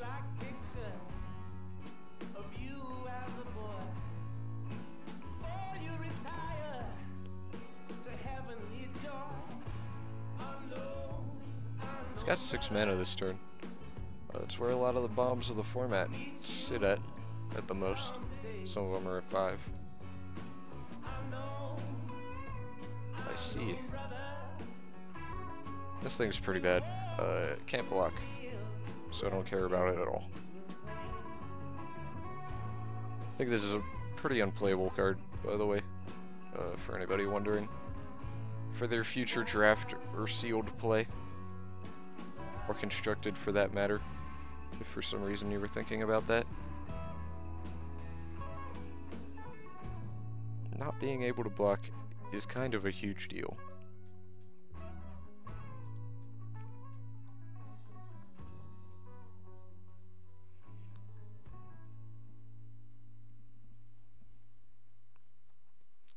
Yeah, I think I'll go ahead and stick this on the Boulder Brute here.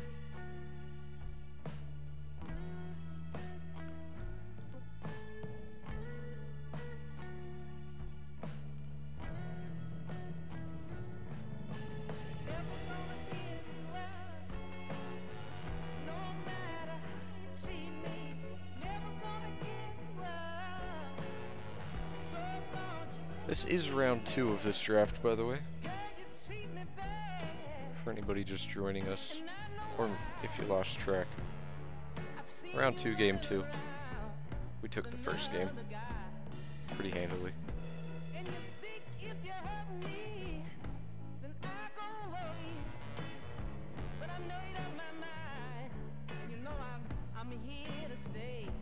So I could play both of these this turn. Probably correct. I don't think I need to play around Extinction. Be funny if he got me with it though. I'd rather just finish up the game a little quicker. Pretty sure this is in my hands. But, I mean, it's always possible he drops some sort of crazy bomb, like an Uranaz or Eternal Guardian. That would be absolutely brutal. I mean, I've got the survival, so it wouldn't be that bad, I guess, but, yeah.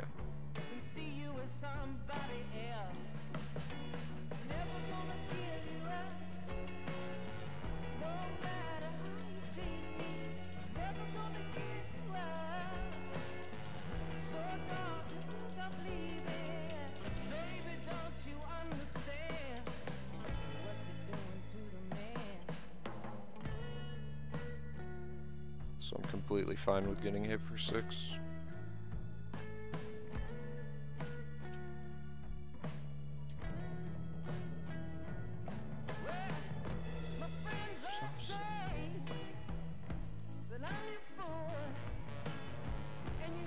This should be 11, right? 12, plus a Sapper's Charge, just in case.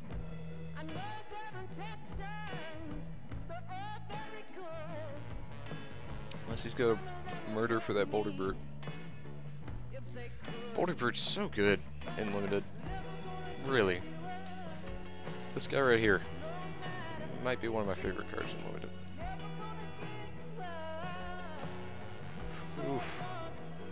that survival though. Yeah,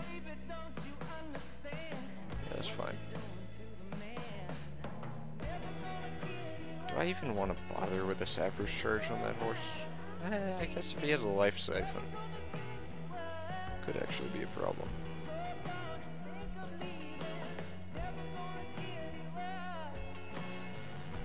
I should have lethal anyway.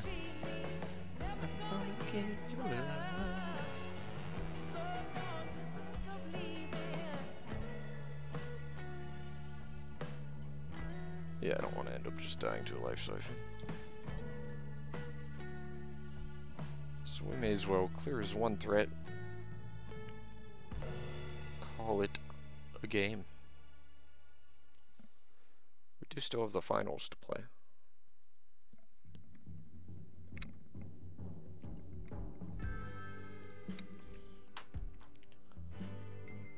Hopefully the other match is finishing up quite quickly as well, so we don't have to sit here and watch me fail at killing Ronald McDonald for 10 minutes.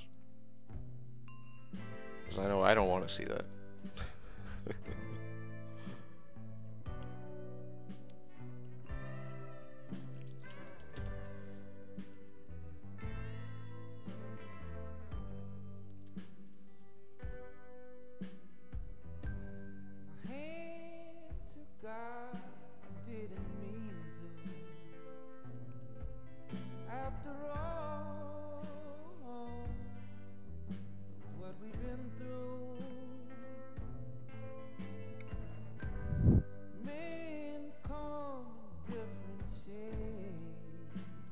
So what do I want to do about this?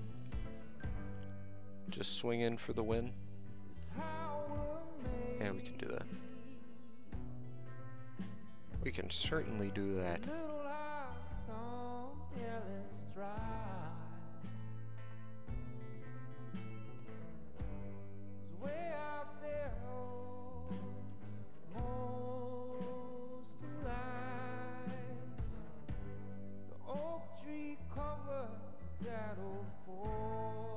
So, yeah. Going straight into the finals. That means our opponent won pretty quickly. Oh, ooh. We got the double wild. Okay, I don't even know what I just did. We got the double wild threshold and the double pharaoh ogre. Things are looking good. We'll throw that sapper's charge out there. Show him who's boss.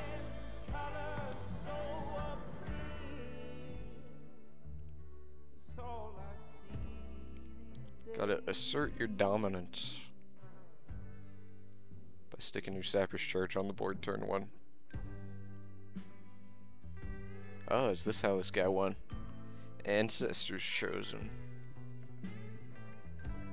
I almost just want to shoot that instead of playing an ogre. Like, I really don't, but I really do. I do.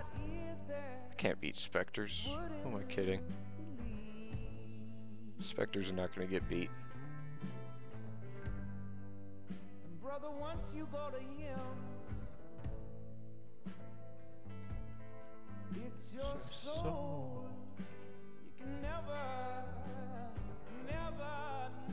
retrieve these blood red eyes. Constructing plans Warhawk. So that's what we're up against.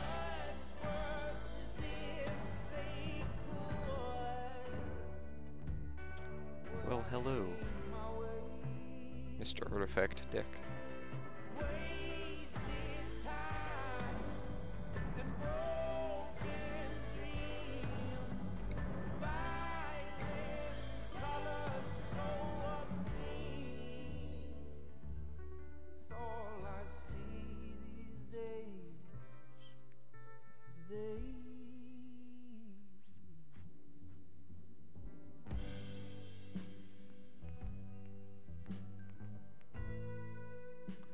So he gets this worker bot out there. We'll start putting some counters on that construction plans. Maybe he's not even running artifact deck. I mean, this guy's not a robot. He won't help with that. It was a nice thought. But no. We may end up just using Wild Aura on our Ogre here. I know the double instance of Crush, a little redundant. But if he goes to double block, we'll definitely take that 2 for 1. I'd rather keep the creature around than keep a Wild Aura in my hand. Palamedes right on time. Doing exactly what we want him to do. Make it so we can't trade this with the effigy.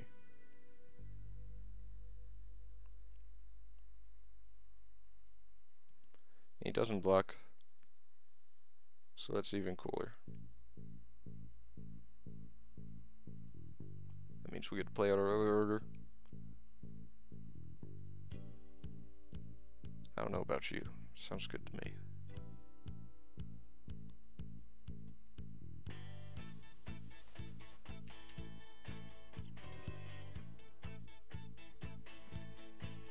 So we'll see what he's up to over there.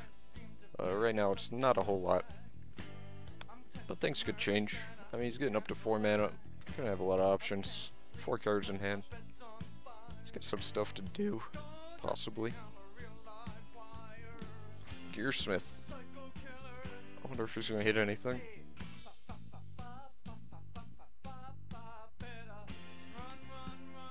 He did, in fact, find a card.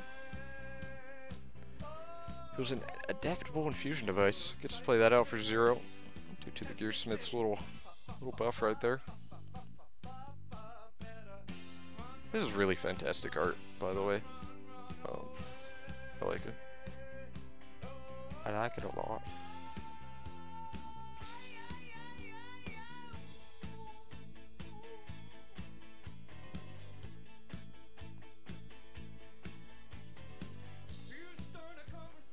So we'll go ahead and just bash in.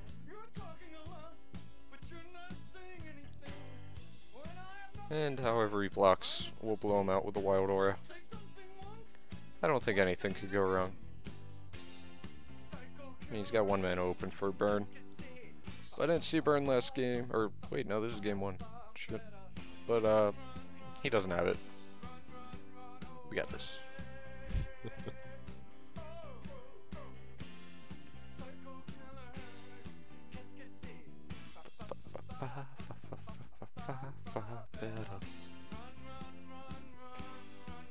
So we'll see how he blocks. Yeah, so he's making me decide which one I want to keep. I think the obvious answer is keep the bigger one that also can't get blown out by a burn. So we'll do that.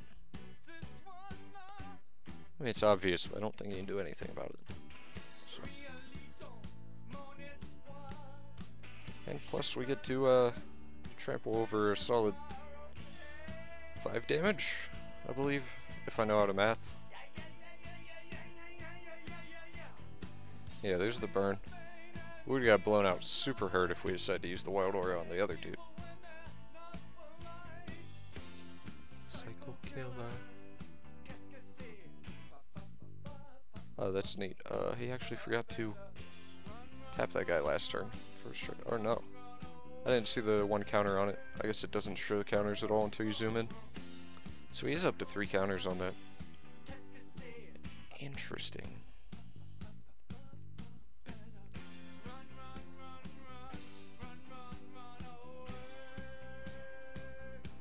If we don't get anything else too exciting, we'll just be playing out a Shroom Tank next turn. He's gonna have a 5/5 though. In the near future.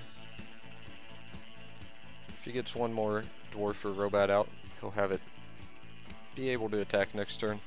If not, he'll be able to attack 2 turns from now. It does transform exhausted, so it's not quite as brutal. Wait, so is this? Yeah, it's It's 2 turns. I was thinking about that correctly.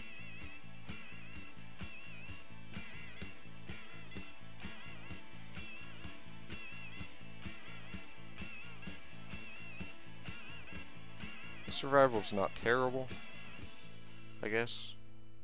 Kind of. Meh. It's not great right now, but it could definitely come in handy in the future.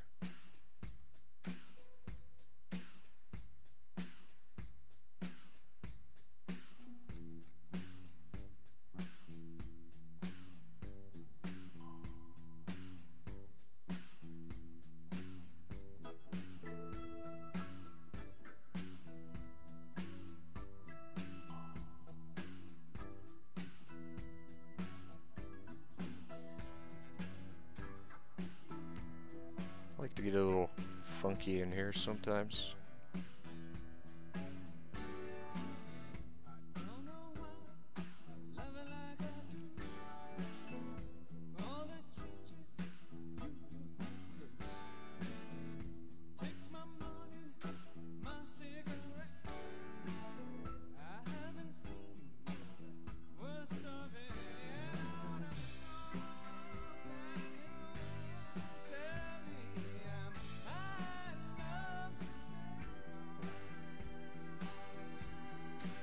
Take me to the river,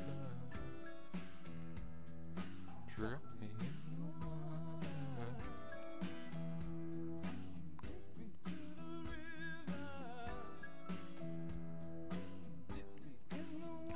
The Swift Strike is actually going to come in handy quite well here.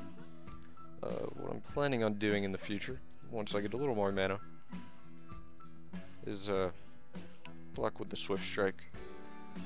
Before that can deal damage to my Brute. Probably fight away the Shroom Tank. Maybe something a little smaller if I end up picking that up. We'll take care of that Warhawk pretty handily.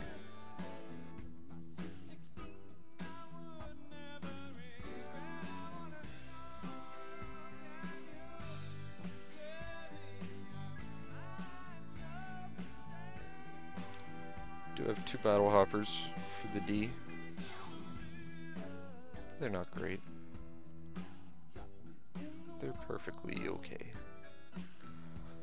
Actually, since he's attacking here, instead of blocking, I might just go straight up attacking. Not really worry too much about my life total. I am almost double his life. I'll definitely be more than double after this upcoming attack, unless he just chumps everything. Which, I mean, is a halfway reasonable route. It's not terrible. That's nice, I'll be able to play out that Griffin, as well as possibly survival if I feel like it.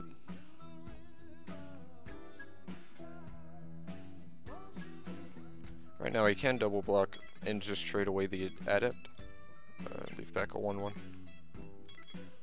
But he decides not to. That's not what this man fancies.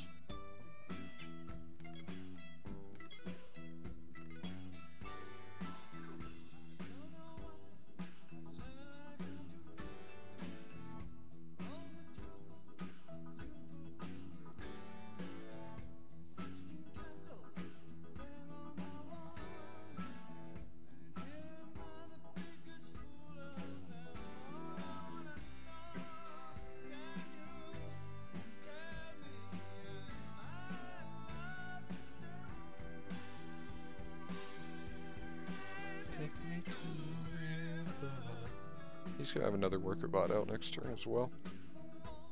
He drops an Experimenter Warhawk. That might actually be a bigger threat than the regular Warhawk at this point. And a Plan C. This guy is officially all in.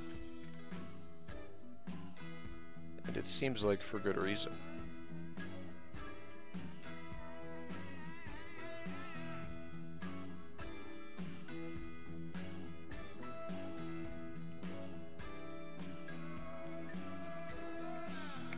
So what do I need to do here? I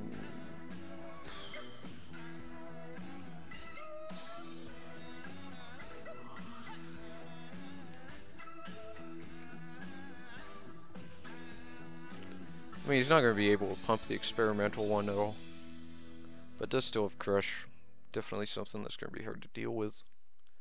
I think I'm going to have to use my survival heal here. And hope to drop one of my great 5 drops next turn. Possibly a Hydra. That'd be a good one. Yeah, Plan C is pretty good and limited. I've got 3 solid blockers.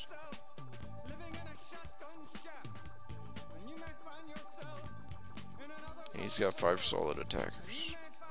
Not really counting the adept.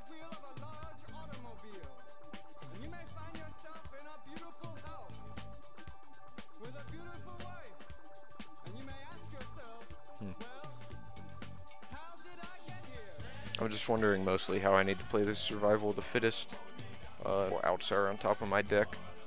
Because, I mean, I'm far from dead.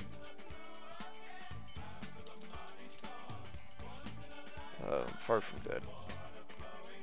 Maybe I just need to take care of this Warhawk.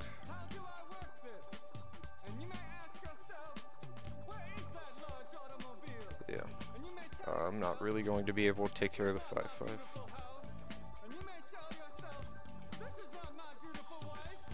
Without 2-for-1ing myself. And at this board state, I don't think I can actually afford to 2-for-1 myself.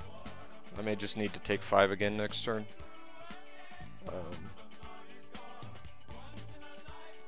Block all the warbots. Hope I'm not dead. And then have one more turn. Draw something decent. I think that's the best way to play this. These have 0 cards. So hopefully, I don't need to worry about any more tricks.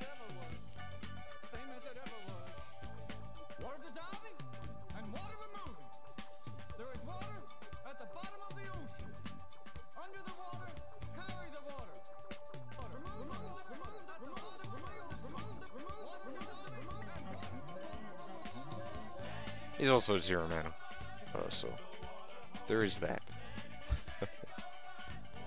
Should probably note that.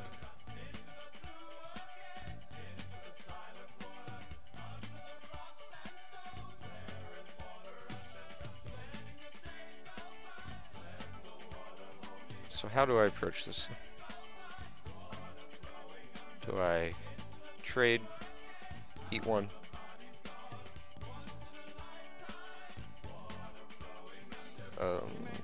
And just block 1 there. Take 5. Next turn, I'll be able to block the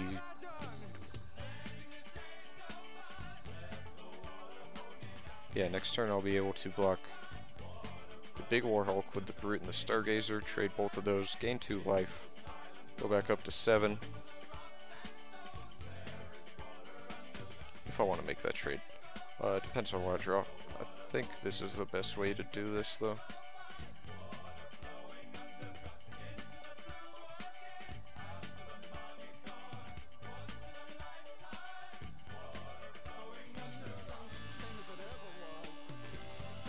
Just basically, if we can come out with an even board after all this, we win the game. Because he's on 0 resources and we're on 6. If we keep drawing resources, things aren't going to go too bright. But we're still okay. We're still definitely okay.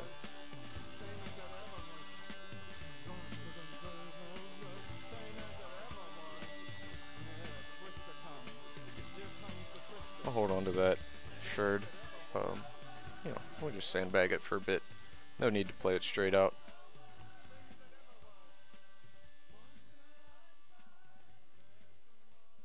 If Volta Brute was a 5-5, I'd be so happy. No, I mean, can't really ask for too much more on this board. If he has a shard and a burn, that's it. Like, we're fucked. But you know, I think we're still fine.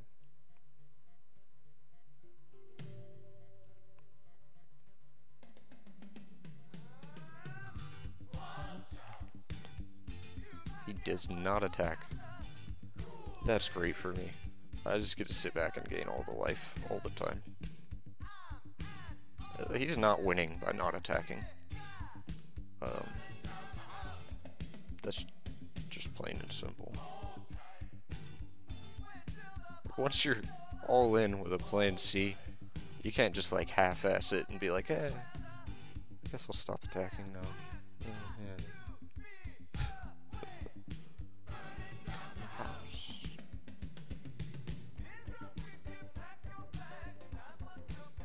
Or get in there with the Griffin. We are now in control. He puts the sad face out after I play the Wind Whisperer. Knows it's basically over.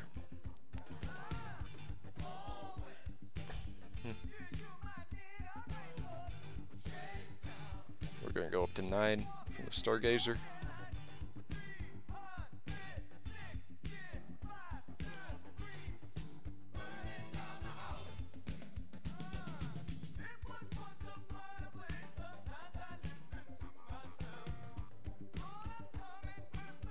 If he doesn't attack here, the game's over.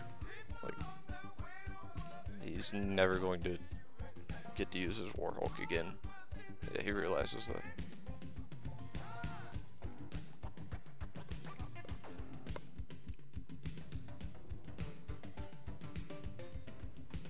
I'm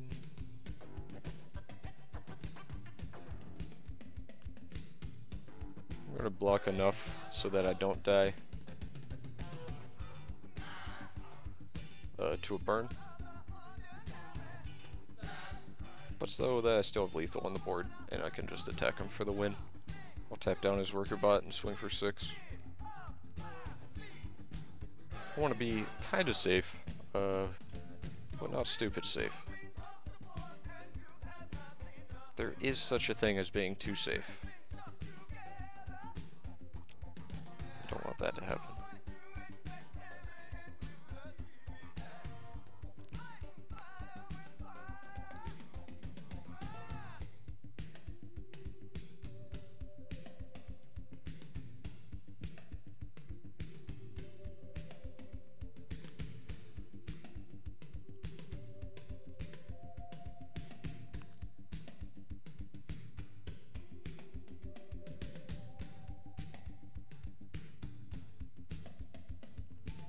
Should be a good game. That was a good game. Very close.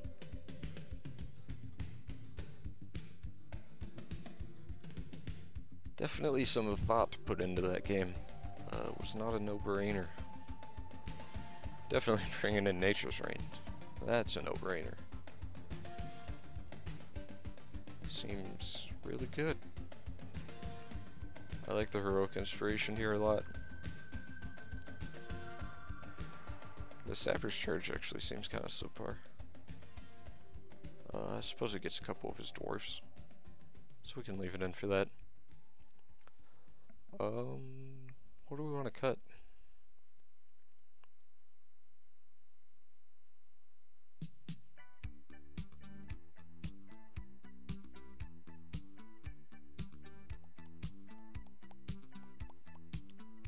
Maybe we can drop this Sensei out of here. I don't know. Like, Sensei's always fine. It's always just a very average card. It's never amazing. I don't feel great about it. Maybe the Vine Trap needs to go. Who knows? The Ogres did some solid work early game there. Pretty happy with them. So we'll save this, see how it goes.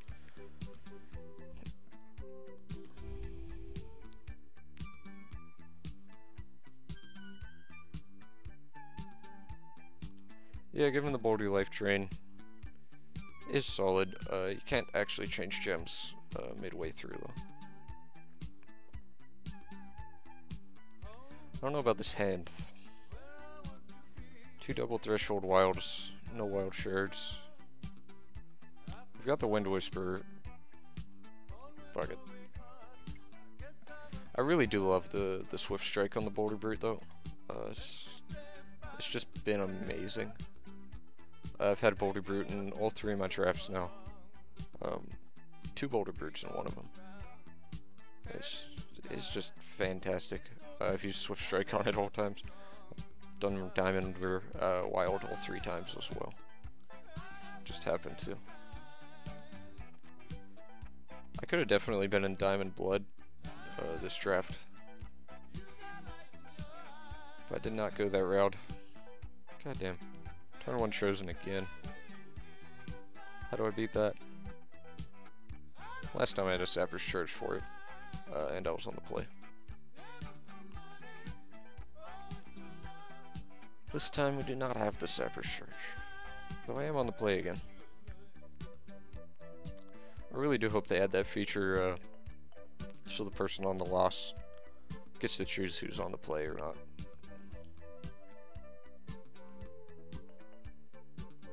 This is game 2, by the way.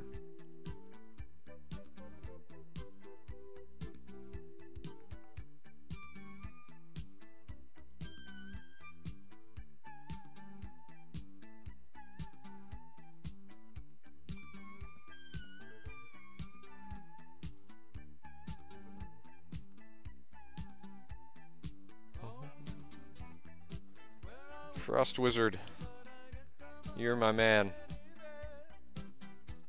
Seeker, Seeker, Seeker. What's going on, man? You're also my man.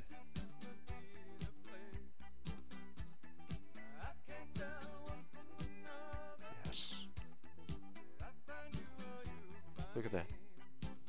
It's beautiful, isn't it?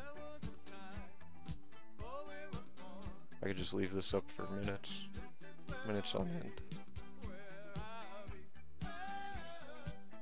So beautiful.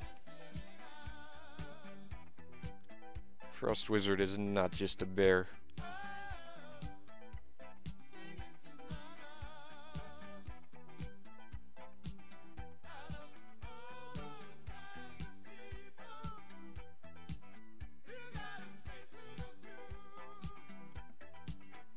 Unfortunately, he already has like 2 or 4 in his deck. I think it's 4. That's a lot. Might be 2.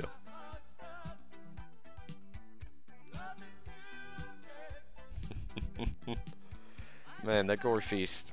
Holy God. The card's insane. There's nothing else to say about it. The card's bonkers. I could interconflict the Effigy. I'd rather save it. In the meantime, I just tap it down a little bit. Hopefully I can pick up a wild one of these days. 2 wilds in a row. I could go for it. I'm doing pretty well myself. Having some fun drafting. Having some fun with chat. Chat's been pretty lively tonight. Up until the last 20, 30 minutes or so, or at least. Then it kind of got a little dead. But I've been enjoying this stream tonight, enjoying Hex today. This patch is amazing. Draft is awesome. Constructed is sweet. Oh man. I might play a game or 2 Constructed after this before I go off. Just because it's sweet. Like I should probably go to bed since it's 1:10 in the morning. But Constructed is really good.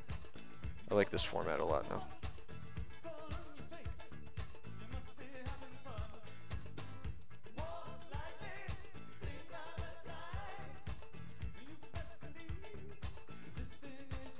I'm big on that Karn deck.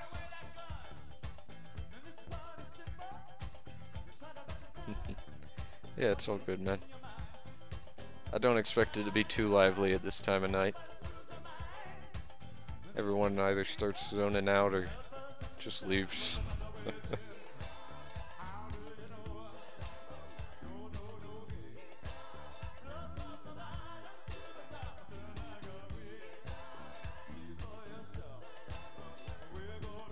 Yeah, it's really amazing. Honestly, how much the format changes from 3 or 4 different cards.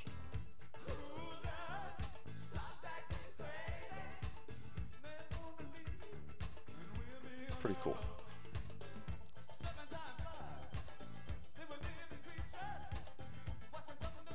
Ooh, there's a Spectre. He's pumping more into his deck now because he was able to Ruby Lance away my Frost Wizard, unfortunately. I don't have high hopes for this game, especially sitting on these 3 triple wild threshold guys. And no wild on the board. Probably should have mulliganed, to be fair. It was a pretty bad hand. But sometimes you're just like, meh. You keep things that you shouldn't keep. And then you regret it later. And you talk about how you regret it and hope it fixes things.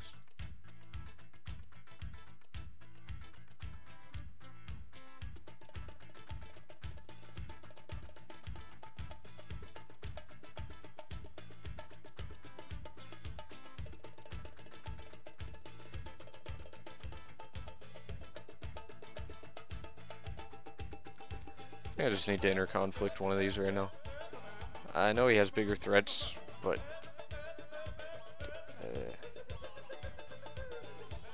maybe I don't need to be that hasty with it. But I really do. I do want to pick up another wild next turn. And then ship my hand onto the board. Those are the plans. I think they're good plans. If all goes well. And I draw another wild.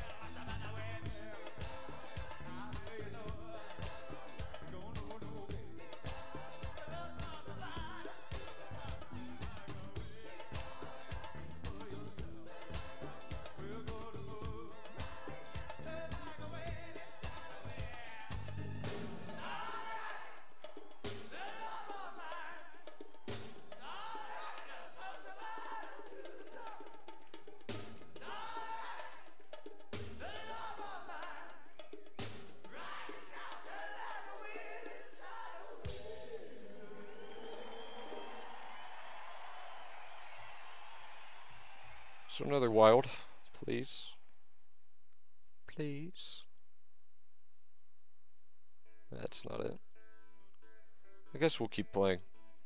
But I kind of just feel like conceding this game, honestly.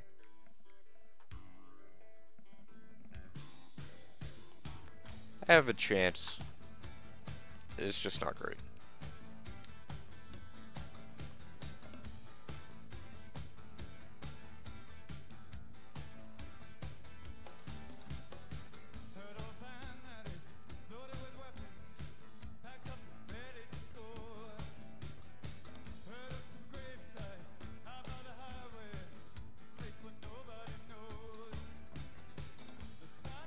I am a man who can tell when he's been beaten.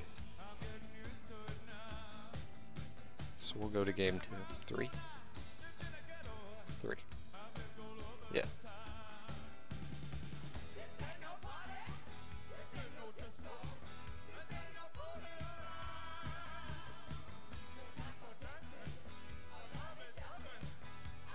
Quick Strider might actually be good.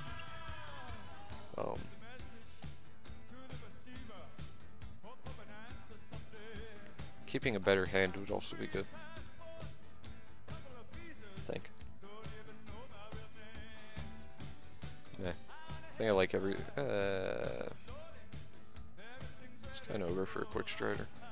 I like it. We'll keep a good hand this game, I promise. Wonder how a mill deck would work out right now? I don't know, man. They've never been great. I can't imagine they're much better in a format where you can die on turn 4 pretty consistently. Extremely consistently. We've got Nature's Reigns and a Sapper's Charge. We've got our bomb-ass Hydra. I'm pretty fond of the Spearcliff Pegasus.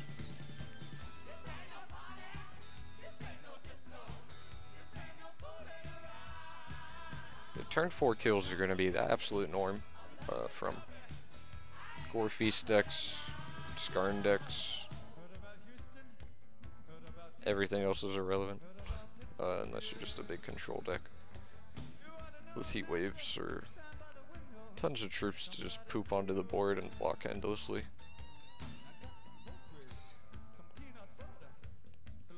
So hopefully I hit that 3rd shard. If not, this game might be quick. Yeah, I guess they got that blue prime gem. It doesn't seem great. Seems pretty bad. Just in my opinion.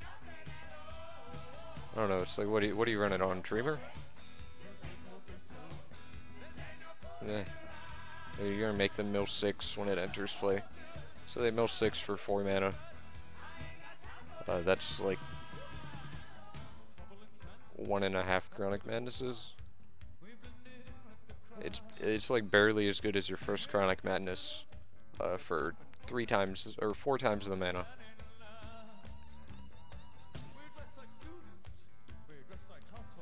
You put on Chosen.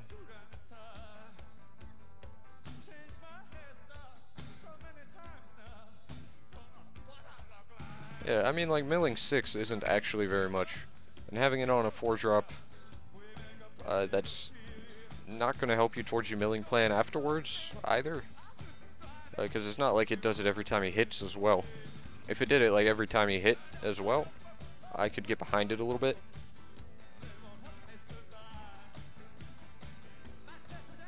But, I don't know, I mean, it's passable as a card. I'm just not in love with mill at all.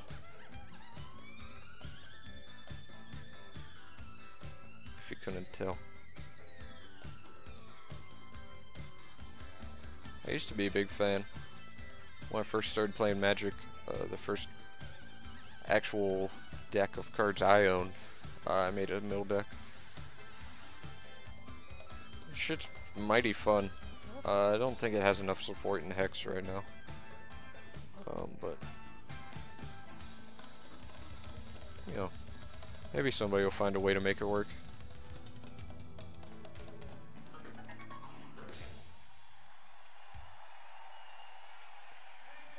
Yeah, Feast.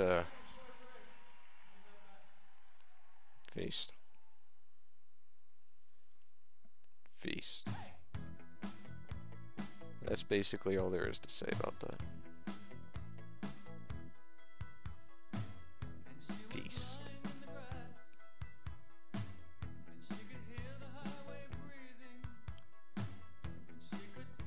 You know what's nice?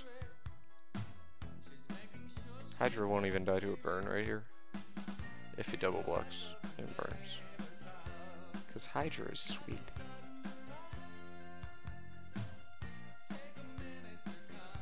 I'm going to be putting that champion power on my Griffin. So it has a nice 3 power to work with. And really mess up stuff like Mentalist. Or Warbots. All that stuff.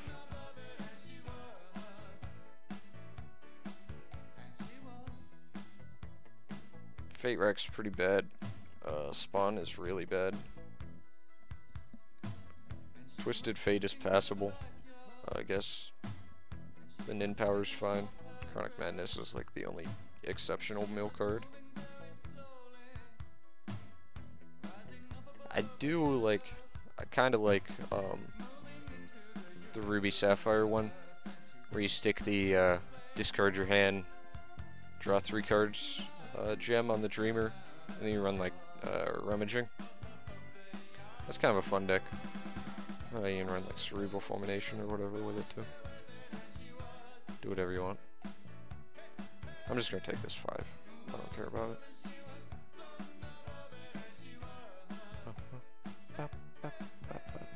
I mean, he's gonna draw a card, which is fine. I'm gonna go ahead and gobble up that guy.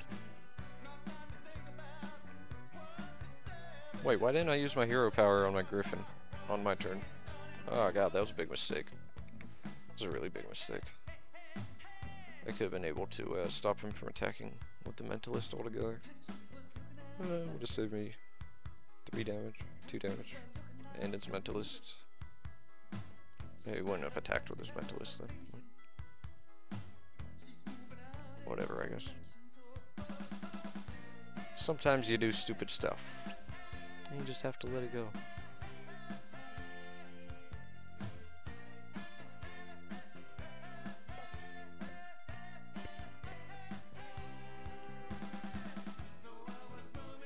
Do I really want to play Dragon Guard just to put my Pegasus back on top of my deck?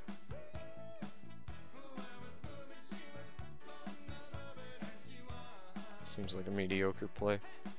But I do like having the 4/4 body on the field. Actually, getting another flyer out seems pretty good. Maybe I want to hold on to it.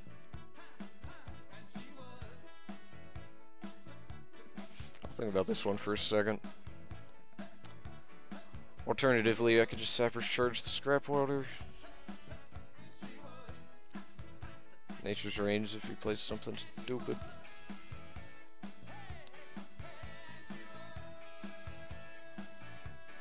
I think getting the 4/4 body out is actually a pretty big deal.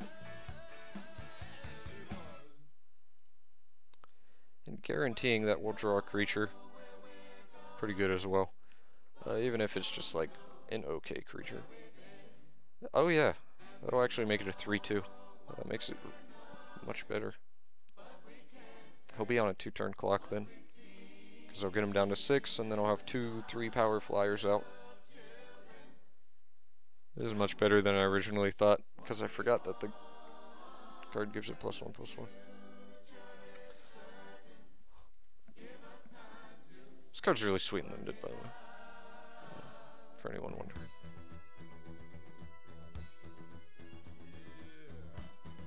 So we lose our Hydra. But we still got our flyer. I think that's what really matters. Oh no. Oh no. So we could either bounce the flyer, or we could bounce the Dragon Guard. So we could get in for 4 damage and draw a card.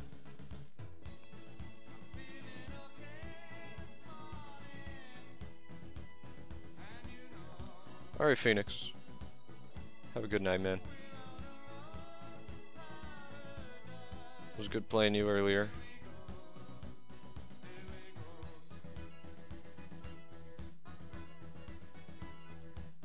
Actually, wish I was drawing a shard now. We're on the road now.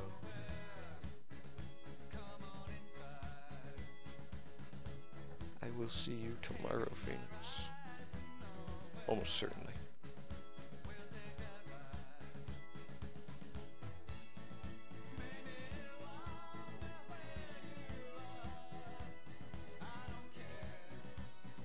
Hopefully he doesn't have another Buccaneer. I think I'm fine just sitting on the defense. I mean, I could have attacked with the captain of the guard.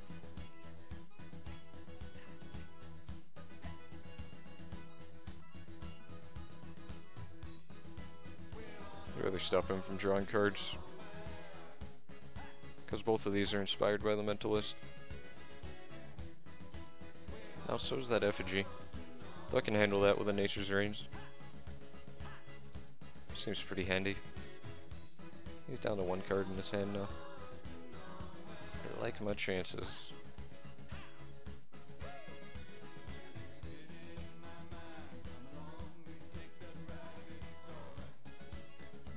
It's alright.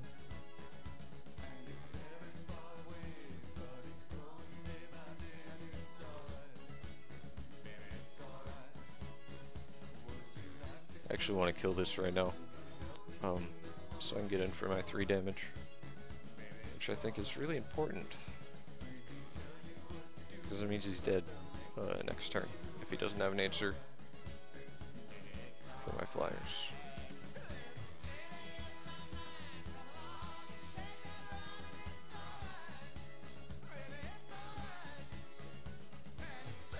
I'll be able to block one of these dudes and Sappers Charge the other, so he doesn't draw any cards. A boom. This should be game, set, and match. We'll see what he has to say about it. He does have 2 cards in his hand. Could play some tricks on us. If he has a burn for the Pegasus, I mean, he's buying himself another turn. Looks like he might just be on the all-ins attack. Get there or don't. See if I make a stupid block. I mean, if it's either no chance at all, or hope your opponent makes a dumb block, you hope your opponent makes a dumb block.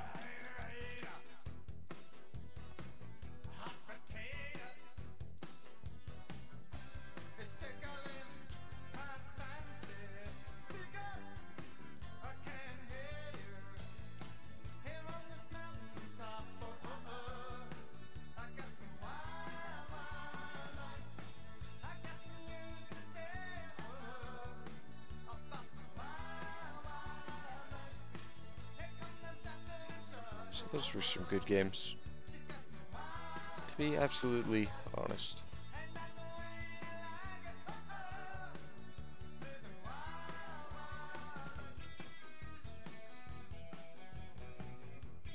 That was round 3, right? Yeah, it was. 1, 2, 3. So that guy actually had a bye in round 2. Glad that wasn't me. So that was sweet. Just won our 8-man. I've yet to be defeated with all of my diamond wild decks.